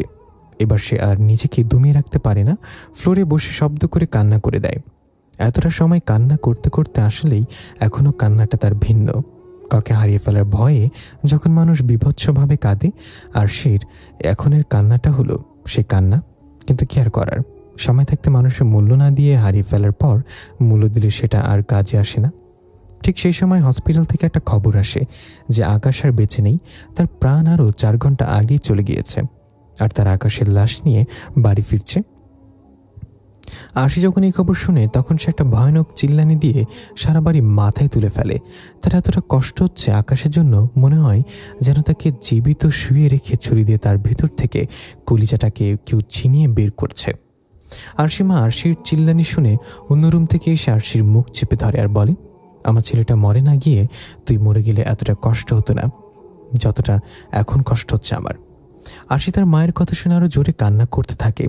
তখনই আকাশকে হসপিটালে নিয়ে যাওয়া লোকজনগুলো তার লাশ নিয়ে বাড়িতে ফিরে আসে। আকাশের লাশ দেখে সবার কলিজা ধুপ ধুপ করে কাঁপছে। কারোর যেন বিশ্বাসই হচ্ছে না যে আকাশ আর নেই। কারণ এমন নজওয়ান একটা ছেলে নিজের শরীরের উপর ভয়ঙ্কর অত্যাচার করে নিজেকে শেষ করে দিয়েছে, এটা কেউই মানতে পারছে না। বাড়ির সকল মানুষ চিৎকার করে আর্তনাদ করছে আকাশের জন্য, সবার চোখে পানি টলমল করছে। তখনই সেই লোকগুলো ফ্লোরের উপরে পাটি বিছিয়ে তার উপরে আকাশের লাশটাকে রাখে। আকাশের পুরো শরীর সাদা হয়ে গিয়েছে, কারণ সে পেটে ছুরি দিয়ে আঘাত করায় এত পরিমাণে ব্লিডিং হয়েছে তার যে শরীরে আর কোনো রক্ত অবশিষ্ট নেই। সবার প্রিয় আকাশ মরা লাশ হয়ে ফ্লোরের উপরে পড়ে আছে। আকাশের লাশ দেখে তার মা এবং বোন, ছোট বোন পাগলের মতো চেঁচিয়ে কাঁদতে শুরু করে। সবাই তাদেরকে সান্ত্বনা দেওয়ার চেষ্টা করছে, কিন্তু তাতে কি পোষে সমস্ত কিছু? নিজের আপন কাউকে হারালে সেই যন্ত্রণাটুকু শুধু পরিবারের মানুষই জানে। অপরদিকে আকাশের বিভৎস লাশ দেখে আরশি পুরো রোবট হয়ে গিয়েছে। সে যেন তার মাঝে আর নেই, চোখ থেকে টুপটুপ করে পানি পড়ছে তার। সে কি করবে ভেবে উঠতে পারছে না। বাড়ির সকল মানুষ আকাশের লাশের সামনে গিয়ে কান্নাকাটি করছে, কিন্তু সে আকাশের লাশের সামনে যাওয়ার মতো সাহস করতে পারছে না, কারণ এই মানুষটাকে সে নিজেই মেরে ফেলেছে। এই মানুষটাও দুনিয়ার বুকে নিজের স্বপ্নকে আঁকড়ে ধরে বাঁচতে চেয়েছিল, কিন্তু সে তাকে বাঁচতে দেয়নি। নিজের হাতেই খুন করছে সে মানুষটাকে। সে একটু দূরে দাঁড়িয়ে দাঁড়িয়ে কান্না করছে। তখনই সেখানে পুলিশ আসে আকাশের লাশ পোস্টমর্টেমের জন্য নিয়ে যাবে বলে, কিন্তু কেউ তাতে রাজি হয় না, কারণ তার লাশের অবস্থা এমনিতেই ভালো না। তাকে পোস্টমর্টেম করালে আর দাফন করার অবস্থায় থাকবে না সে। কিন্তু নিয়ম মাফিক পুলিশ তো আকাশের লাশ নিয়ে যাবেই। তখন আরশির আম্মু কাকে যেন ফোন করে। আরশির আম্মুর কথা বলা শেষ করে ফোন রাখতে সে পুলিশ অফিসারের কাছে একটা ফোন আসে, যে কিনা আকাশের লাশ তদারকি করে নিয়ে যেতে এসেছে। তারা সেই ফোনটা পেয়ে আকাশের লাশ না নিয়ে সেখান থেকে চলে যায়। আরশির আম্মু একদম গোড়া মতন ফোন দিয়েছে। এদিকে সবাই আকাশের লাশের পাশে বসে কান্না করতে ব্যস্ত, বিশেষ করে আকাশের আম্মু, কারণ তার ছেলের এমন ভয়ানক মৃত্যু তিনি মেনে নিতে পারছেন না। এদিকে আরশিও দাঁড়িয়ে দাঁড়িয়ে কান্না করছে। ঠিক তখনই আরশির ছোট বোন, আকাশের ছোট বোন কান্না করতে করতে এসে আরশির হাতে একটা ভাঁজ করা সাদা কাগজ ধরে তার বলে, সকালবেলা টেবিলের উপর এই কাগজটা রাখা ছিল, আর সেটার পাশে ছোট্ট করে আলাদা আরও একটা কাগজ ছিল যার মাঝে লেখা ছিল, এই কাগজটা যেন তোমার হাতে বুঝে দেওয়া হয়। আমি সেই ছোট্ট কাগজটা ফেলে দিয়েছি আর তোমার কাছে পৌঁছে দেওয়ার জিনিসটাই তোমার হাতে তুলে দিয়েছি।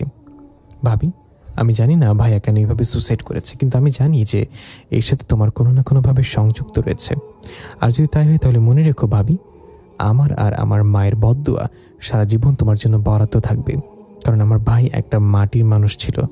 আমার এই ছোট্ট জীবনে তার কোনো ভুল আমার চোখে পড়েনি। আর কাল রাতে জানি না কি হয়েছে, কিন্তু আমার ভাইটার চোখে মুখে কাল রাতে আমি এক ভয়ানক কষ্টের ছাপ দেখেছি। কিন্তু আমি বুঝতে পারিনি যে কাল রাতটাই আমার ভাইয়ের শেষ রাত হবে এই পৃথিবীতে। তাকে জিজ্ঞাসা করেছে কি হয়েছে, কিন্তু সে আমার কথার খালি একটা উত্তর দিয়েছে যে তার ডাক এসে গেছে। তখন আমি সেই কথাটার অর্থ বুঝিনি, কিন্তু এখন ঠিকই বুঝতে পারছি। আচ্ছা ভাবি, থাকো, আমার ভাইটার লাশের পাশে শেষে কিছুটা সময় কাটাই, কারণ সে তো আর বেশি সময় আমাদের মাঝে থাকবে না। আকাশের ছোট বোন তারপর চলে যায়। এদিকে আরশি সেই ভাঁজ করা কাগজটা খুলতে থাকে। সে কাগজটা খুললে বুঝতে পারে যে আকাশ কিছুটা লিখে রেখে গিয়েছে মরার আগে তার জন্য। সে কান্না ভরা চোখ নিয়ে সে লেখাটা পড়তে থাকে। প্রিয় আরশি, তুমি আমায় ভালোবেসে বিয়ে করে অন্যর সাথে মিশে আছো।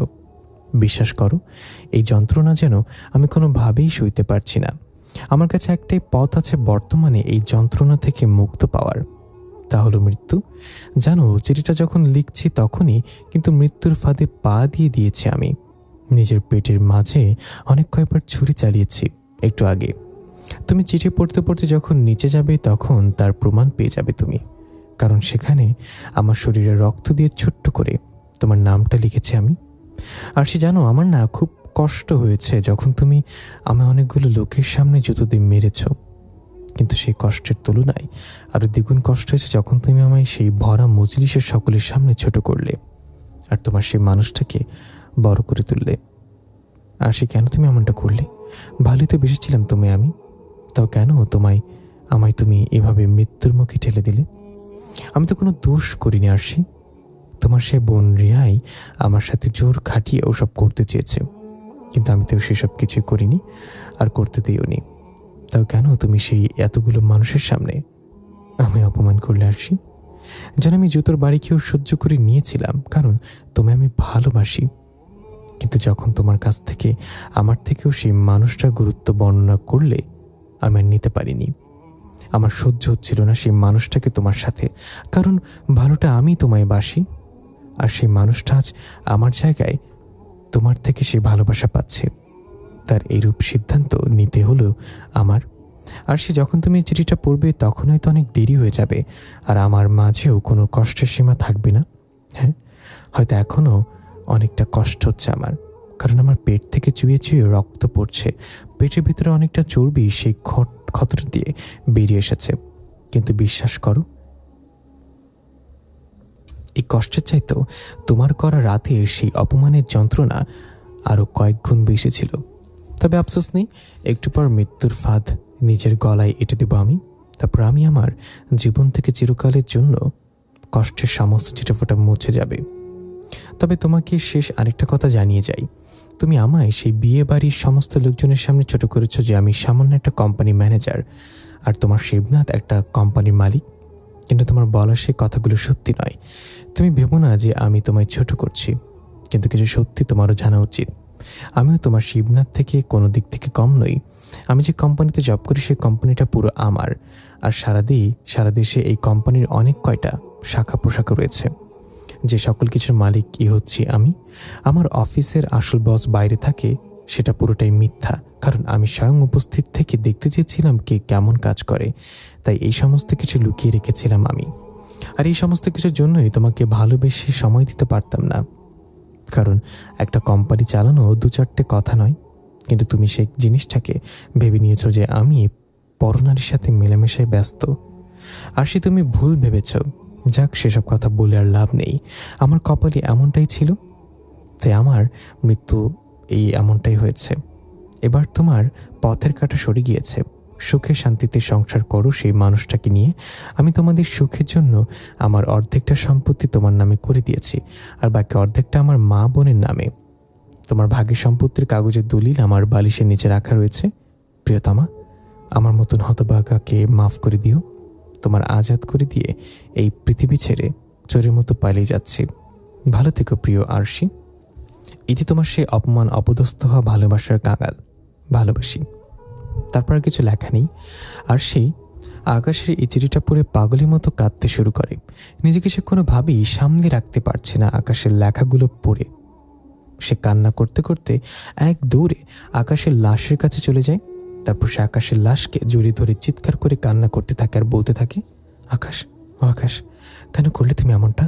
আমি না হয় ভুল বুঝে তোমার থেকে দূরে সরে গিয়েছি, কিন্তু তুমি তো আমায় বুঝে বলতে পারতে। কেন করলে জান তুমি এমনটা? আমি এখন কাকে নিয়ে বেঁচে থাকবো আকাশ? আমার যার কেউ রইল না এই পৃথিবীতে। বিশ্বাস করো, সে মানুষটার স্পর্শে কোনোদিন আমি যাইনি। তুমি বাদে আমার শরীরে আর কোনো পুরুষের স্পর্শ করেনি। এই শরীরটার ভাগিদার শুধু তুমি ছিলে। আমি তোমার থেকে দূরে সরে গেলেও আমার সমস্ত ভালোবাসা মরেনি আকাশ। অনেকটা ভালোবাসা অবশিষ্ট ছিল তোমার জন্য। আকাশ, আমায় মাফ করে দাও প্লিজ। তুমি আবার ফিরে এসো। আমি সত্যি বুঝতে পারিনি যে তুমি আমার দেয়া কষ্ট সহ্য করতে পারবে না। ও আকাশ, প্লিজ ফিরে এসো না। আর সে আকাশের লাশকে জড়িয়ে ধরে পাগলের মতো কান্নাকাটি করছে। একটা সময় কান্নাকাটি করতে করতে আকাশকে জড়িয়ে ধরা অবস্থাতেই জ্ঞান হারিয়ে ফেলে। যখন তার জ্ঞান ফিরে আসে তখন সে দেখতে পায় আকাশের সাথে সংসার জীবনে সে যেই খাটে ঘুমাতো সে সেই খাটে শুয়ে আছে, কিন্তু তার আশেপাশে কেউ নেই। সে জ্ঞান ফিরতেই আবার আকাশের জন্য পাগলের মতো কান্না করতে শুরু করে, কিন্তু আকাশ তো আর নেই। তাকে সেই বিকালেই 3.5 হাত মাটির নিচে দাফন করে এসেছে তার আপন মানুষজনগুলো। সে কান্না করতে করতে রুম থেকে বেরিয়ে আসে। রাতের বাজে 9টা। পুরো বাড়িটা নীরব হয়ে আছে, কিন্তু সারা বাড়ি ভর্তি মানুষ, কিন্তু কেউ কোনো কথা বলছে না। সে বাইরে এসে জানতে পারে আকাশের লাশ দাফন করা হয়ে গেছে। সে এই কথা শুনে কান্না করতে করতে রুমের ভেতরে চলে যায়। সেখানে সে এতটা সময় সেন্সলেস হয়ে শুয়েছিল। তার কলিজাটা যেন ছিঁড়ে যাচ্ছে। মনে হচ্ছে যেন এখনই সেও দম আটকে মারা যাবে, এতটা কষ্ট হচ্ছে তার। তারপর সে রুমে এসে বালিশের নিচে থেকে সম্পত্তির কাগজটা নিয়ে নেয়। তারপর কান্না করতে করতে দৌড়ে ঘর থেকে বেরিয়ে যায়। তারপর সে রাতেই সম্পত্তিগুলো বিক্রি করে কয়েকজন কিলারকে হায়ার করে। জানোয়ারের বাচ্চা, তোকে আমি শান্তিতে বাঁচতে দেব না। আমার আকাশকে তুই আমার থেকে দূরে সরিয়েছিস। তোর মৃত্যু অবধারিত, তুই মরবি এবার। তারপর সে কিলারগুলোকে টাকা দিয়ে আরিয়ানের পেছনে লাগিয়ে দেয়। এই লোককে খুঁজে বের করে ভয়ানক এক মৃত্যু দিবে তোমরা। এমনভাবে এই লোককে মারবে তোমরা যাতে করে তার নাম নিশানাও না থাকে এই পৃথিবীর বুকে। তাকে মেরে তার শরীরের কয়েকশো টুকরো করে পানিতে ভাসিয়ে দিবে, আর তার শরীরে এক টুকরো গোস্ত এনেও আমার কাছে দিবে, আমি কুকুরকে খাওয়াবো। সে কিলারগুলো আর সে কথা মতন তাকে খুঁজে বের করে কুপিয়ে হত্যা করে, এবং তারা পুরো শরীরটাকে 70টা টুকরো করে আর এক টুকরো এনে আরশিকে দেয়। সে আরিয়ানের শরীরের সেই এক টুকরো গোস্তকে নিয়ে কুকুরকে খাইয়ে দেয়। এভাবে 18 ঘন্টা কেটে যায়। পরের দিন মাগরিবের সময় আরশি তার সেই বোনকে ফোন করে যার সাথে আরিয়ানের বিয়ের কথা ছিল। আপু, আমি আরিয়ানকে মেরে ফেলেছি। কি? হ্যাঁ, আমি আরিয়ানকে মেরে ফেলেছি, তুই একটু আমার সাথে এসে দেখা কর। কোথায় আছিস তুই? আমি আছি একটা গোপন জায়গায়, তুই এখানে চলে আয়, আমি তোর ফোনের ঠিকানা পাঠিয়ে দিচ্ছি। আরশি ঠিকানা পাঠিয়ে দেয়, আর রিহা কিছু সময়ের মাঝে সেখানে চলে আসে। কিরে, এই নির্জন এলাকায় ডাকলি কেন? তোকে একটা জিনিস দেখানোর আছে। কি জিনিস? আগে চল, পরে দেখতে পাবি। আরশি রিহানকে নিয়ে গিয়ে একটা রুমের মাঝে আটকে দেয়। তারপর সে রুমের চারপাশে কেরোসিন তেল ছেড়াতে শুরু করে। তারপর বড় একটা কেরোসিন তেলের ট্যাঙ্কি এবং 5 গজ দড়ি হাতে নিয়ে রুমের ভেতরে ঢুকে ভেতর দিক থেকে দরজা লক করে দেয়। তারপর তেলের ট্যাঙ্কিটা রেখে সোজা গিয়ে রিহার চুলের মুঠি শক্ত করে চেপে ধরে। তারপর তাকে টানতে টানতে জানালার গ্রিলের কাছে নিয়ে যায়। পরে তাকে দড়ি দিয়ে সেই জানালার গ্রিলের সাথে শক্ত করে বেঁধে ফেলে। আর সে কি করছিস? প্লিজ আমায় ছেড়ে দে, আমার তো খুব লাগছে। জানোয়ার, এখনো তো সেভাবে লাগেনি, একটু পরে না বুঝবি লাগা কাকে বলে। তার সেই তেলের ট্যাঙ্কিটা খুলে রিহা সারা শরীরে কেরোসিন তেল ছিটাতে থাকে। রিহা তো ভয় পেয়ে শেষে আরশির এমন কাণ্ড দেখে। বোন, কি করছিস তুই? প্লিজ উল্টাপাল্টা কিছু করিস না, আমি তো 2 পা ধরে ক্ষমা চাইছি। রাখ তোর ক্ষমা। আমার কলিজাটা আমার পা ধরে ক্ষমা চেয়েছিল, কিন্তু তাকে আমি জুতো দিয়ে মেরেছি। তাকে আমি সমস্ত লোকের সামনে অপমান করেছি, তাই আমার কলিজাটা অপমান সহ্য করতে না পেরে নিজেকে শেষ করে দিয়েছে। আর এই সমস্ত কিছু হয়েছে তোদের জন্য, সো তোদের মাফ নেই। তারপর আরশি দিশলাই জ্বালিয়ে রিহার গায়ের উপরে মেরে দেয়। রিহার সারা শরীর আগুন ধরে গেছে। সে ভয়ানকভাবে চিৎকার করছে আর আরশিকে বলছে বাঁচানোর জন্য, কিন্তু আরশি তো তাকে বাঁচাবে না, তাকে মারার জন্য সে এখানে নিয়ে এসেছে। তারপর আরশি নিজেও সেই তেলের ট্যাঙ্কিটা হাতে নিয়ে নিজের গায়ে তেল ঢেলে দিয়ে আগুন ধরিয়ে দেয়। রিহা এখনও চিৎকার করছে, কান্না করছে মৃত্যুর ফাঁদ থেকে বাঁচার জন্য। আর এদিকে আরশি চুপচাপ চোখের পানি ছেড়ে দিয়ে নীরবে কান্না করছে আর বলছে, ও আকাশ, দেখো, আমি তাদের সবকটাকে মেরে ফেলেছি যাদের জন্য তুমি আজ এই পৃথিবীতে নেই। আর পরিশেষে তোমায় ভুল বুঝে কষ্ট দেওয়ার জন্য নিজেকেও মৃত্যুর ফাঁদে লটকে দিয়েছি। থাকবো না এই পৃথিবীতে, যে পৃথিবীতে তুমি নেই। থাকবো না এই বিষাক্ত দুনিয়ায়, যে দুনিয়ায় তোমার মতো ভালো মানুষ স্বপ্ন নিয়ে টিকে থাকতে পারিনি। কলিজা, তুমি তো উপর থেকে তাকিয়ে তাকিয়ে সবই দেখছো, এবার অন্তত রাগ করে থেকো না আমার উপরে। জ্বালিয়ে দিয়েছি এই জঘন্য শরীরটাকে, কারণ তুমি নামক বেঁচে থাকার উৎসটা যে দুনিয়াতে আর নেই। এবার শুধু একটাই চাওয়া উপরওয়ালার কাছে, পরপারে যেন তিনি আমাদেরকে একত্রে মিলিয়ে দেয়। এসব বলতে বলতে আর সেই শরীর থেকে রুহটা বেরিয়ে যায়। ওদিকে রিহার প্রাণ সেই বহু আগেই চলে গিয়েছে। পরে পুলিশ এসে রিহা আর আরশির জ্বলে পড়ে যাওয়া দুটো লাশ উদ্ধার করে। শেষ হয়ে গিয়েছে দুটো মানুষের জীবন, শেষ হয়ে গিয়েছে ভালোবাসার এক গল্প। গল্পের সমস্ত ভুল ত্রুটি যদি বলে থাকি তাহলে ক্ষমার নজরে দেখবেন। আজকের মতো এখানে গল্পটা শেষ করব। আবারও দেখা হবে নতুন কোনো গল্পের সাথে।